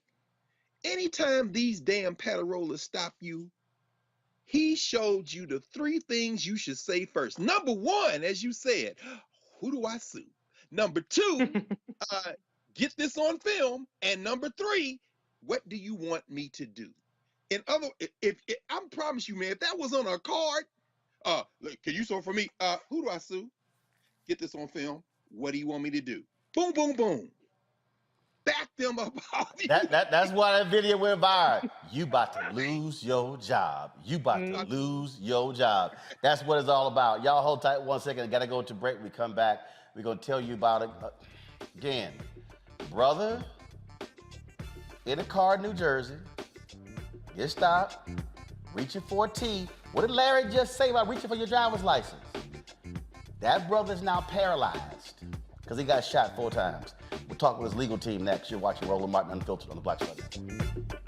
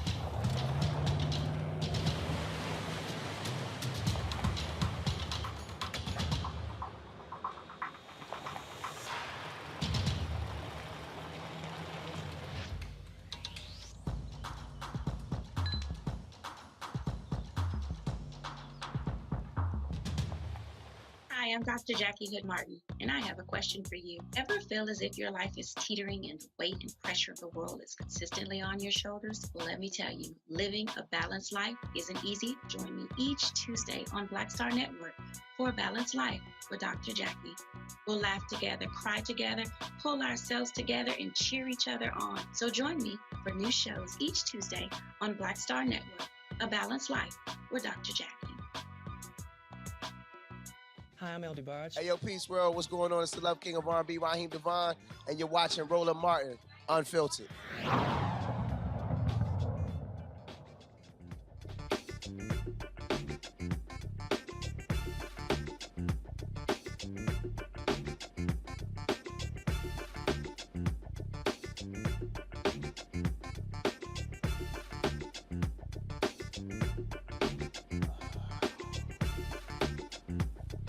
All right, let's go. All right, folks, we mentioned this story just the other day and want to talk about it right now, and that is, of course, brother, it happened in New Jersey, y'all. Man who is now paralyzed from the chest down. He was shot by plainclothed officers in front of his own home. Last month, Jajuan Henderson was ambushed by the officers and shot 4 times while he was reaching into his vehicle. He's paralyzed and facing resisting arrest and obstruction charges. His attorney, Greg Zeff of the Zeff Law Firm, joins us now from Mount Laurel, New Jersey. Glad to have you on the show. Greg? Thank you, Roland. Glad to be here. Okay, so first of all, why were the plainclothes officers going to his home? They weren't going to his home. We don't know. They won't tell us what they were doing there. But I can tell you, Roland, that just this afternoon, for the first time, I was allowed to view body cameras. They should be released tomorrow to the public, but it's awful. It's worse than you described it, actually. Okay, wait a minute. I'm confused here. Yeah. Jajuan's at home. Yes. Is he outside? What is he doing outside? Jajuan is visiting his child and the mother of his child. There's an iced tea that's left outside in the mother's car.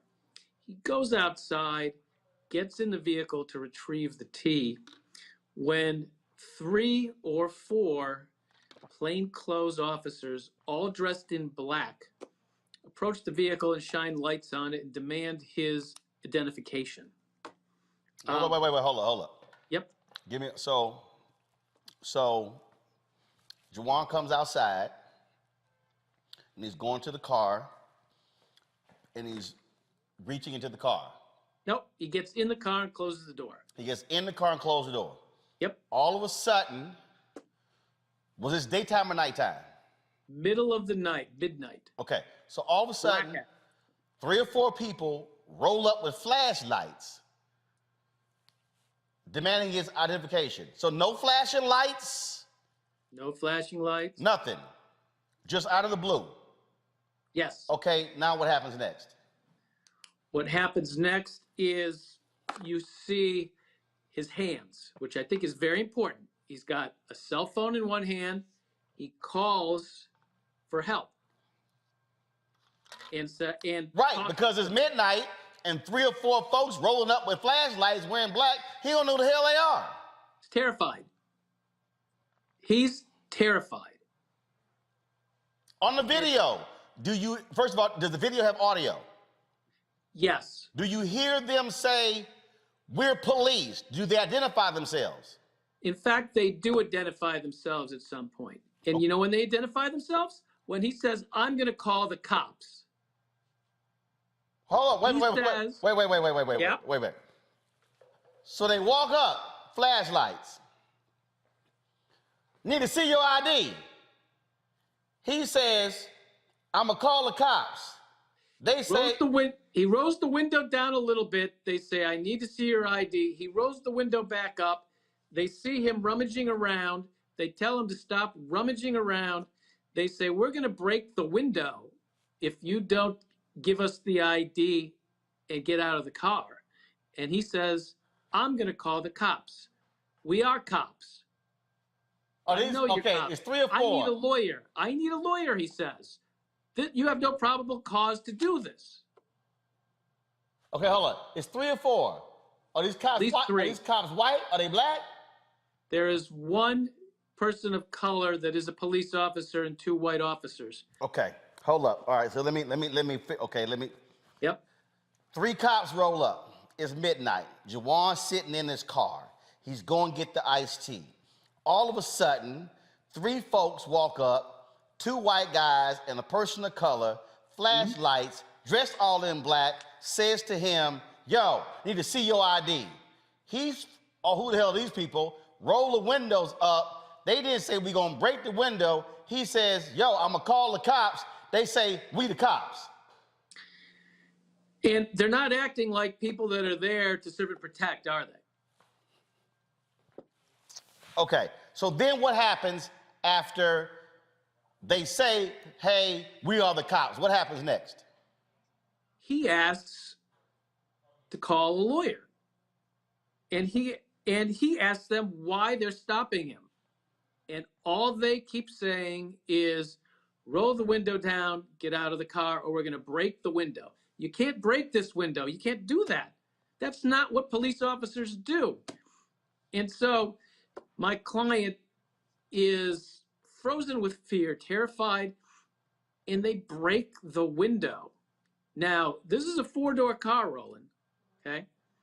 Which window do they choose to break? They break the driver's window where my client is sitting there as the glass flies in, and he screams, and he raises his hands again. And I want to make it clear, they see his hands. He has no weapons. He never had a weapon. Don't know why they stopped him in the first place.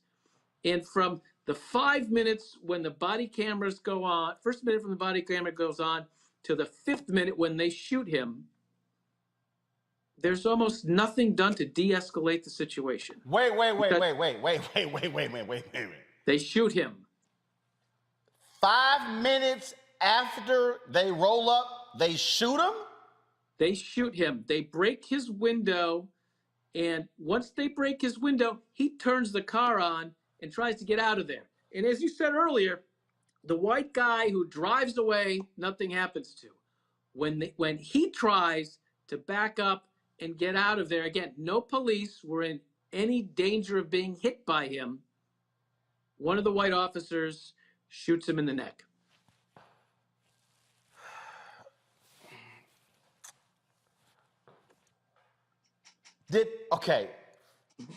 Have they stated at any point why they approached him at the house? No, nor will they, because the investigation is ongoing. And Wait, hold up. I'm terribly confused right now. You should be. They have charged this man. They've hit him with charges. Oh, yeah. But they haven't said to you or to him why they were there in the first place?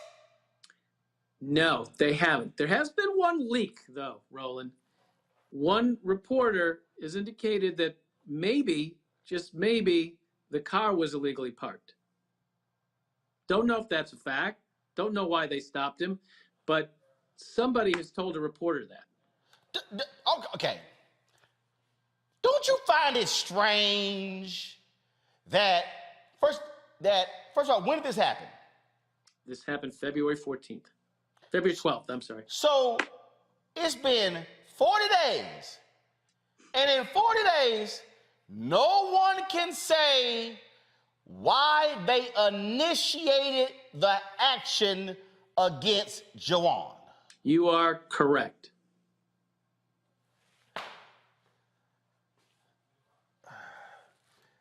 Attorney General guidelines also say that the video is supposed to be released in 20 days.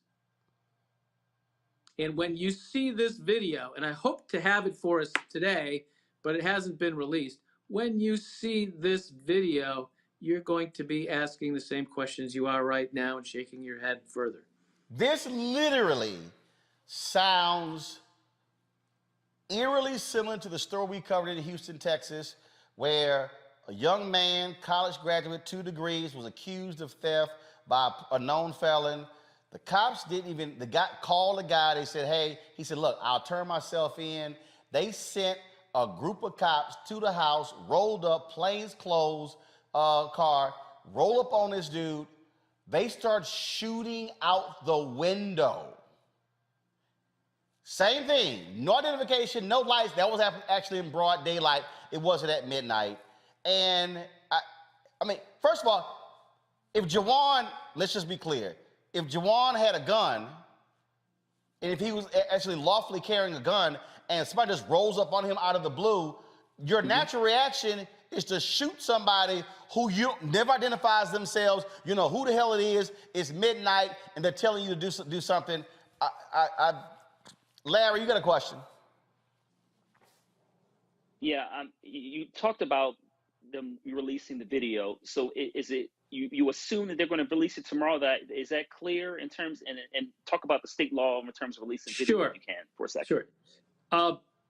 This has been an unusual case. I am the NAACP Legal Redress Chair in New Jersey, and with the help of Richard Smith and Todd Edwards and many others, there was a law passed in New Jersey that all police shootings are to be handled by prosecutors outside of the jurisdiction that it happened in. And so this case, which happened in Trenton, was transferred to another county for investigation.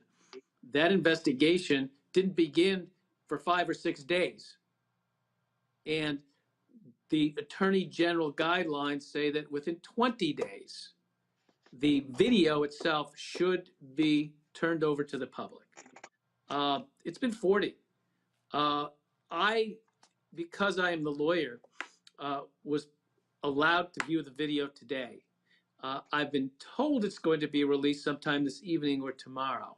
That doesn't mean it's going to happen, but that's what I've been told. I expect it to be released to the public then, but we shall see. It's not a law that it must be released in 20 days, but it is the guideline. That is, it shouldn't take more than 20 days for an investigation to be completed in a shooting, and it shouldn't take more than 20 days to be able to look at the video and say, all right, the public has a right to see this. We're still waiting. I'm pleased to say I saw it today. I'm pleased to say that Jajuan acted as I expected him to act, as he's told us truthfully.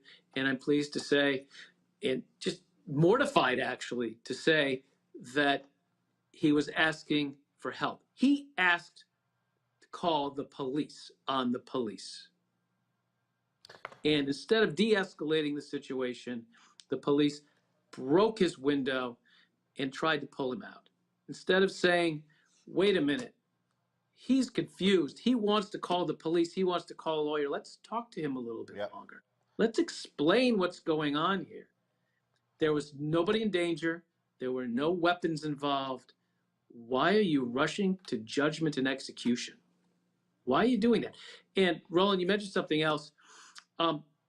They shot at a moving car. We've known since the 70s, police have been told, don't shoot at a moving car unless that car is shooting at you. That there's nothing good that can come from shooting at a moving car. They shot at a moving car as well. Reese or Greg, any questions? Yeah, I have a question. Did you get any indication as to what even unit these plainclothes officers were for? Are they detectives? Are they narcotics? And then the other question I have is, do you get the sense or do you have any concern that they might be fishing for something to charge your client with beyond, obviously, the absurd charges of resisting arrest? Because the secrecy behind their intent from the beginning and the presence of plainclothes officers just seems suspicious to me. Yeah, two questions. There is something in New Jersey called the Jump Out Boys. They're well known. It's in many jurisdictions. It's in the major cities in New Jersey for the most part. What they are is usually some type of elite squad. They're dressed in black, unmarked vehicles, and they go into, quote, high crime areas. And I use that in quotes. And they're known in the community to jump out and arrest, jump out and tackle. And it's a shame, when police officers in a community, people used to give them a glass of lemonade and say hello and know their names and they'd know your name. But in black communities, when the jump out boy vehicle is driving by, dark unmarked vehicle, most people know what it looks like. Grandmothers tell their grandchildren to run into the house. I suspect this was a crime unit prevention group, all detectives. That much I know. Their names have not been released. Don't know exactly who they are. And as to your other part of your question, Jajuan was charged with the holy triad of charges that every person I've ever been involved with that's involved in a police brutality case is charged with. Aggravated assault against a police officer, obstruction of justice, and resisting arrest. And because he lived, I get to tell you about this. Yep. The average case where someone's ankle is broken or their nose is smashed in and they get all three of these charges. You don't get to hear about it. But before I can come in and sue the police, someone has to come in and defend someone. And it's pretty intimidating to sue the police in the first place. It's a lot more intimidating when you're facing aggravated assault, resisting arrest, and obstruction of justice, which carry years of sentences. So for the average person who had their nose broken by the police, or the average person who had their arm broken by the police and is now facing all of these charges, the last thing on their mind is getting justice and suing civilly. The only thing on their mind, and rightfully so, is their freedom. So these charges are always intimidating, but they're not intimidating here because we have a video. Crazy. Great. Do you have a question? If not, I'm going to break and go to the next story. Well, no, just right quick. Thank you, Roland. And yeah, the DC well knows the jump out boys, counselor. Yeah, they well known. They dress like people in the hood. They roll up on you, and you think it's somebody from the hood if you're not paying attention. But I want to ask you about the civil complaint. I read the complaint, and the 5th and 6th counts that you're asking for involve the New Jersey Civil Rights Act and the New Jersey law against racial and gender discrimination. How important are those as potential tools at the state level to try to get at some of this, since it seems like federal protections are damn near non-existent these days? Doctor, that's a great question. The reality is that the Jersey legislature does better than most states. Jersey law is better for discrimination cases and better for civil rights cases than in most states. Now, it's not perfect, and the NAACP is trying to help make it better, but the NJLAD, the New Jersey Law Against Discrimination, is one of the strongest in the country. And the Civil Rights Act in New Jersey, while it parallels federal law, is still pretty good. So the answer is those are fantastic tools for lawyers in New Jersey that every state should copy, especially the NJLAD, which is one of the finest in the country. Unbelievable. Real quick, Jajuan is paralyzed. Is it neck down or is it From the chest? Chest down. Still getting better. He's still getting better every day. How old is he? He's 29. 29. How many kids? He's got 2. Man. Jeff, keep us updated on this case, please. I sure will. Keep us Thanks for updated. having me. I appreciate it. Thank you very much. We look forward to seeing that video. Folks, real quick break. But man, when I tell y'all what these Republicans did in Georgia, we told y'all about stealing elections. We told y'all how they're trying to do this. Wait until you listen to this next reporter about what they did that can literally lead to stealing elections and freezing you out and making it where your vote doesn't matter. That's next to Roland Martin Unfiltered.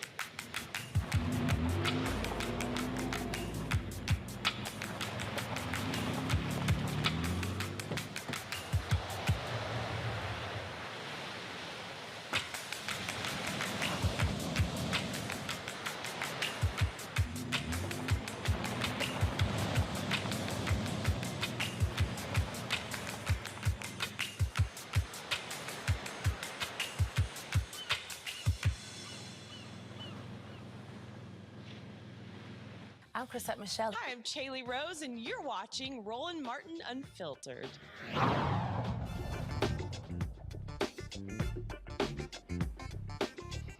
All right, y'all, put this in the category of, are you out of your damn mind?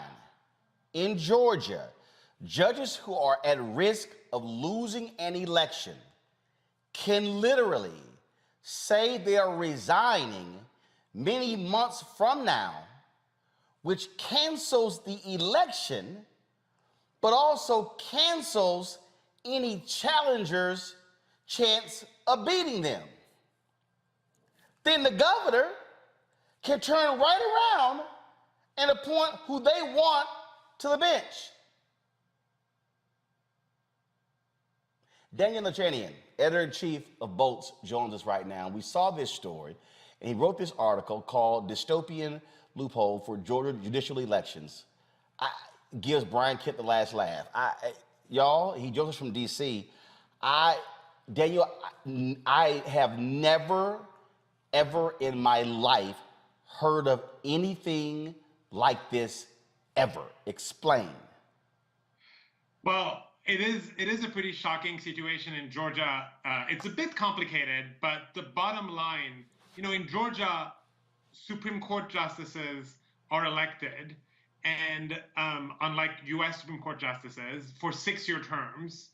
But there's this bizarre loophole, bizarre rule that says that if a judge resigns within 6 months of the election is canceled. The governor gets to appoint someone, and that election then happens 2 years later.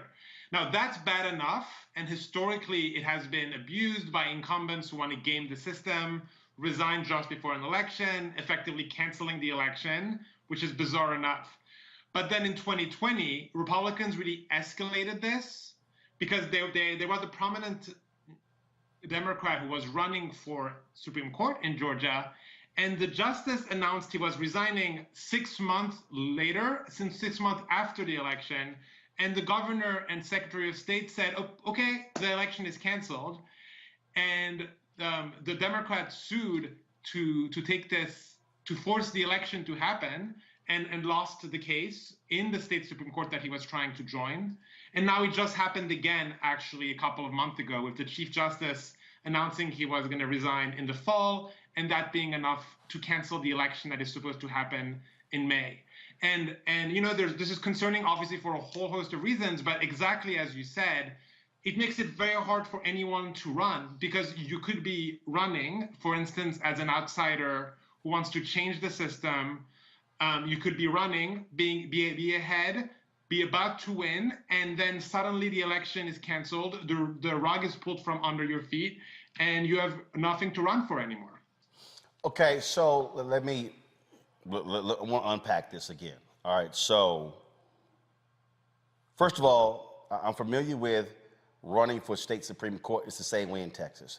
How many Supreme Court justices are there in Georgia? There are 9 Supreme Court justices in Georgia. Okay, so there are 9 Supreme Court justices. Republicans hold what, 9-0 edge? So Democrats? It's technically a nonpartisan court, but Republican governors have appointed 8 of the 9 justices. Republican judges have appointed 8 of the 9. Okay, got it. So let's say somebody's running, and let's just say they're progressive. And let's say the polls are showing that progressive is beating that incumbent Republican. So 6 months before the election, the incumbent judge can announce, I'm quitting, I'm resigning. And then if he or she does that, that means that there's no election, and then the governor gets to appoint somebody to sit in there for another 2 years, and essentially they become the incumbent? So yes, but it's also worse than that. So what you said can absolutely happen. But what happened in 2020 is that in the conditions you described, where an incumbent judge was facing a prominent Democrat, a former member of Congress who was running against them, that judge in a May election, a June election, that judge said, I'm going to resign in November. I'm going to resign 5 months after the election was supposed to be held. and that was enough. And the governor canceled the election on. Wait, hold right there. Which means that, okay, hold up. Which means that, okay, so a judge can say in June, I'm gonna resign in November, but the election's in November. So when the election's in June in this case, but the election was in June. The judge announced they were going to resign in November, and the June election was canceled. So they can guarantee, frankly, that there never will be elections if they play this game. That's right. And what is remarkable is that, the fact that there are 8 of 9 who have been originally appointed rather than elected shows this has already been happening constantly. But now, what's really crazy, and it's just hard to explain given how crazy it is. But you could say you are going to resign, and technically nothing even really prevents you from then taking that back once the election that was canceled has passed. So when there was a legal case around this in 2020, and the state Supreme Court allowed this to happen, but the 2 justices who were in dissent said, wait a minute, the person who says they're going to resign in the future could then take that back, and then the election has been canceled and they're still in office. The system is just so perverse, and the consequences are so illogical that it becomes a little hard to just spell it out. But you're absolutely right that the end game, the logic is to create a perpetual cycle. The people who hold office are in a position to be able to control their departure, to be able to control whether or not there's an election for their seat and who appoints them. And that allows this continual cycle of being able to hold on to power. It's really the same thing with gerrymandering, right? The people who have power get to make up the rules of how they themselves are going to be reelected. So the state Supreme Court ruled on this. How in the hell has this not gone to federal court? I'm just trying to understand how any real court would say, sure, screw the voters, this is legal. Well, not only that, but the Chief Justice wrote that opinion in 2020, and then that Chief Justice was up for re-election in May, on May 24th, and he just announced in February that he was going to resign in the summer or the fall, so his May election was canceled. And Governor Brian Kemp is going to get to appoint the new justice that is going to replace that person for 2 more years. So the very judge who wrote that opinion then used the same maneuver now to cancel his own election. Yeah. Wow. Go ahead. Before I go to my questions, finish your point. There's 2 different problems. There's the problem of elections being canceled, right, which we're discussing. But then there's a problem that even when elections aren't canceled, it's very hard for anyone to run, because I talked to multiple people in Georgia who have run or have tried or know people, and they said, it takes a lot of work to run for office. You have to take time away from your job. You have to convince your family. You need to spend pretty much all day trying to raise money. You need to be on the road all day for months.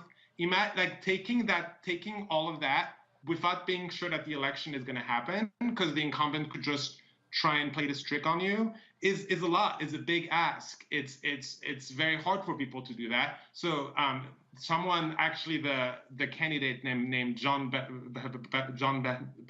Barrow, who I was just saying tried running in 2020, told me it feels like a gamble to run for office, because you're gambling that they're not going to play this trick on you. You're gambling that if you're ahead or if you feel like you're going to win, they're not going to suddenly pull the rug under you.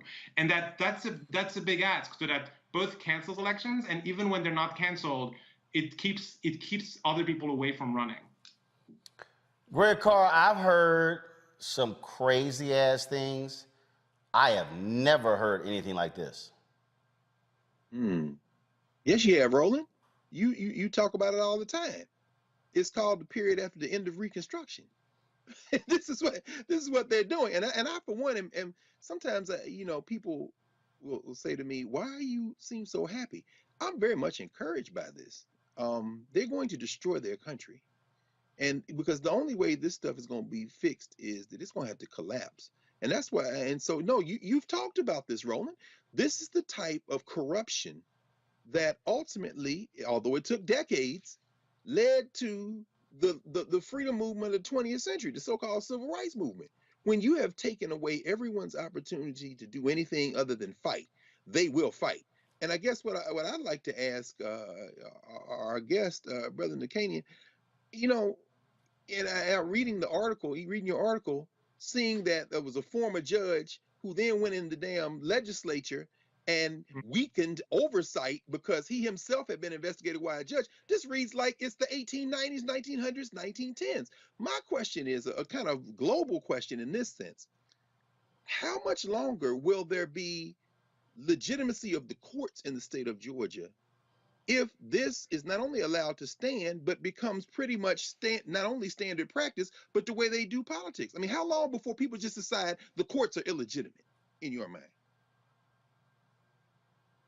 I mean, this really gets to what you're getting at is just the sheer number of things that are happening at the same time, right? And I know you were just on the show earlier. You were all speaking about the Supreme Court nomination, the confirmation hearings this week, and we all are watching the U.S. Supreme Court and the confirmation hearings. But if you look under the federal court system, which already has we could say a lot of things about it, right? Under that, there's all these state court system and local court systems that are underwatched, that are full of shenanigans like this, or just plain anti-democratic ploys.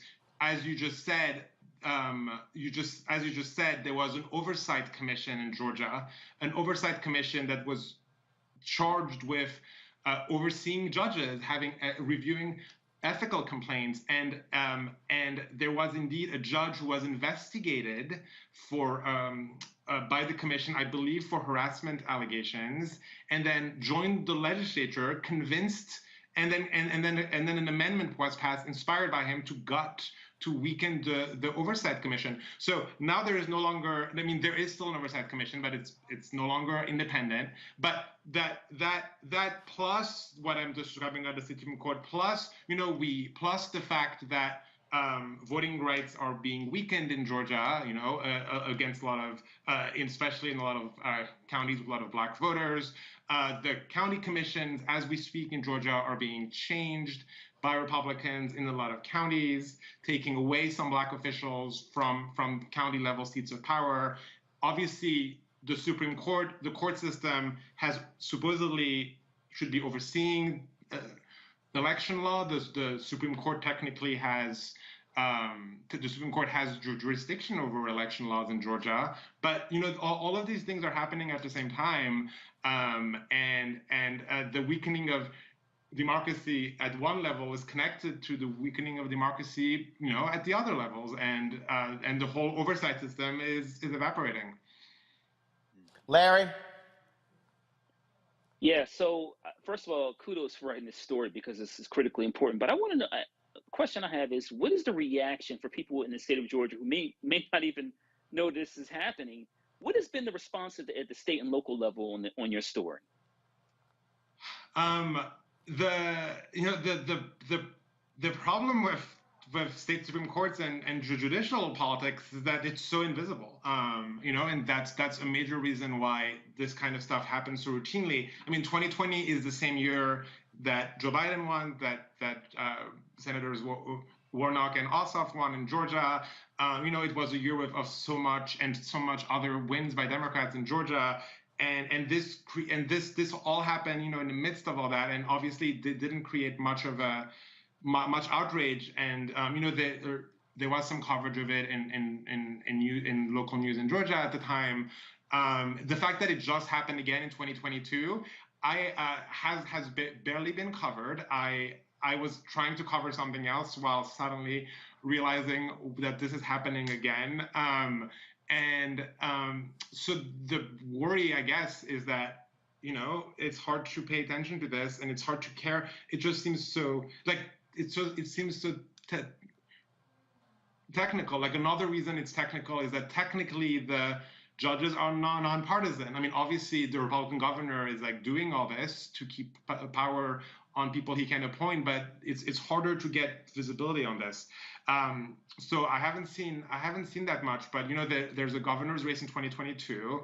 If the governor's race flips, it would change already the politics around some of this. But it's a tough road, in part because of the voting rights issues that we were just discussing. Reese. Yeah, I don't have a question so much as a comment. First of all, thank you for this story and for shining light on it. This shows how Republicans use power and they subvert democracy to maintain that power. As you said, with this election coming up, this could be an election that probably almost, if you bring more attention to it, or if it becomes a gubernatorial issue, might even energize Republicans because they tend to vote based on the judicial branch much more than Democrats do. So I just wanted to say more so to the viewers out there, these are the kinds of things that we have to understand. Republicans leave no stone unturned. There's no lever that they're not willing to pull to maintain their power. And we do way too much pouting and taking our ball and going home, as opposed to really mounting a forceful defense. Part of that defense is being on offense and informing people and understanding what's at stake with these elections. So again, thank you for bringing attention to this. This is, again, unbelievable. Daniel, a great story. Hopefully, there are some folks who are going to sue, who are going to try to get this changed. This is just, I can't believe it hasn't been declared unconstitutional. It is indeed an election scheme, and it defrauds the voters their opportunity to actually pick their own representatives. So with Daniel, we appreciate it. Thank you so very much. Thank you for having me. All right, thank you so very much. All right, folks, let's get in our Black and Missing for the day before we leave.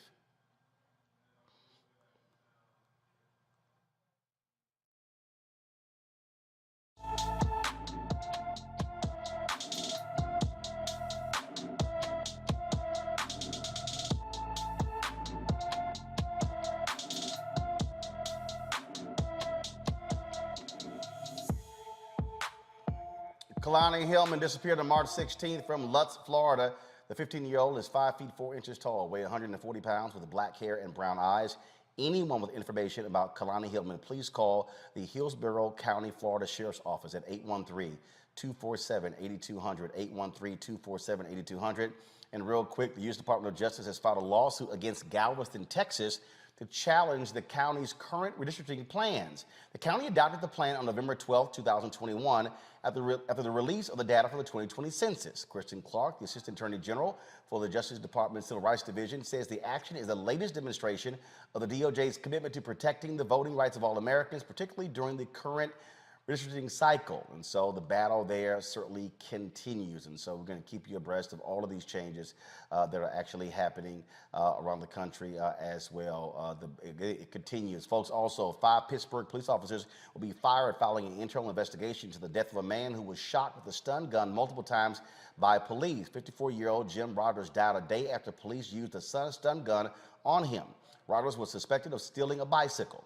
Pittsburgh Mayor Ed Gainey says he hopes the decision will be the first step towards repairing a broken system there in Pittsburgh. The death of Jim Rogers is a stark reminder about the work we have in front of us to make our city the safest city in America. We'll begin the process. We started dialogue about violence in the city last night, and today sets us on a pathway to continue to improve police-community relations. We need to all work together to honor the life and legacy of Jim Rogers, to create a healthier, safer, and equitable city for us all. And I hope today is an important step forward in showing that we can begin to build the police community relations that we want to have for our city. And so that's what's taking us a minute to be able to talk about it. We wanted to respect the process because we understand how sensitive this is. And we will not do nothing nor answer any questions that jeopardizes that process. We are here today because the public safety director has concluded, and we wanted to share our findings. Pittsburgh Public Safety Director Lee Schmidt did not release the names of the officers or details of the investigation. I don't understand why we keep sitting here protecting these cops. I'm sorry, if you're gonna fire them, release their names. You release any other city worker's name. All right, y'all, that's it for us today. Larry, Reese, Greg, I certainly appreciate y'all joining us today on the panel. Great conversation. Thank you so very much. Man, some of the stories we did today, crazy. But we appreciate the commentary. And folks, don't forget, please support us in what we do. You know, it's a whole bunch of people out here calling themselves new black media. They love talking about what they're covering, but if y'all notice, they don't actually cover anything. They bump their gums. That's what they do. You never see them out there on the scene. You never see them talking to real people. You never see them actually advocating. You never see them having guests, bringing to light these stories and shining a light, because all they do is run their mouths. See, we don't waste our time with that. We do real news. So you can call us old, you can call us new, you can call us used, you can call whatever you want to. But there's a difference between people who are journalists, who cover the news that we matter, and other people who are YouTube wannabe revolutionaries. So if you support what we do, and that's the most important thing, and that is, like today, I sat there and had to sign and personally deposit, 60 checks that came from our viewers, people who simply mail those checks in, supporting us in what we do, because they understand why these things matter. So download the Black Star Network app, folks. The Android phone, Android phone, Apple phone, Android TV, Roku TV, Amazon Fire, Xbox, Samsung One, Samsung TV. You can also, of course, join our Bring the Funk fan club, where your dollars make it possible for us to do what we do. So please support us with your dollars. P.O. Box 57196. 57196. Some of y'all may want to send a money order or a check. P.O. Box 57196, Washington, D.C. 20037. Cash App is $RM Unfiltered. PayPal is R Martin Unfiltered. Venmo is RM Unfiltered. Zelle is Roland at RolandSMartin.com. Roland at RolandMartinUnfiltered.com. So thank you so very much, folks. I'm going to see you guys tomorrow. A lot of things happening. We're going to continue covering what happens with Supreme Court Justice nominee Judge Ketanji Brown Jackson. Some other stories that we're covering, giving you updates. And we also are trying to schedule Dr. Kimberly Crenshaw. I want to have a conversation with her for a full hour about critical race theory, because you saw with the hearings what they're doing. There's a whole rationale behind what they're doing, and that's why we're going to keep the focus and give you, again, the news and information that you need. That's the most important thing. We don't waste time, y'all, with the trolls. There's a whole bunch of people, like somebody out there talking about, oh my God, y'all irrelevant. Okay, boo, you can move on with your 38 followers. What we're going to do is keep on sitting here covering the stuff that matters to our people. So I'm going to see you guys tomorrow. Y'all take care. Holla! Today's her 23rd birthday. Is that 23rd birthday? Right, today's her 23rd birthday. Another niece, Anna, her birthday is coming up. So I got to get a whole bunch in March. So shout out to Michaela on her birthday. I'm out. Holla!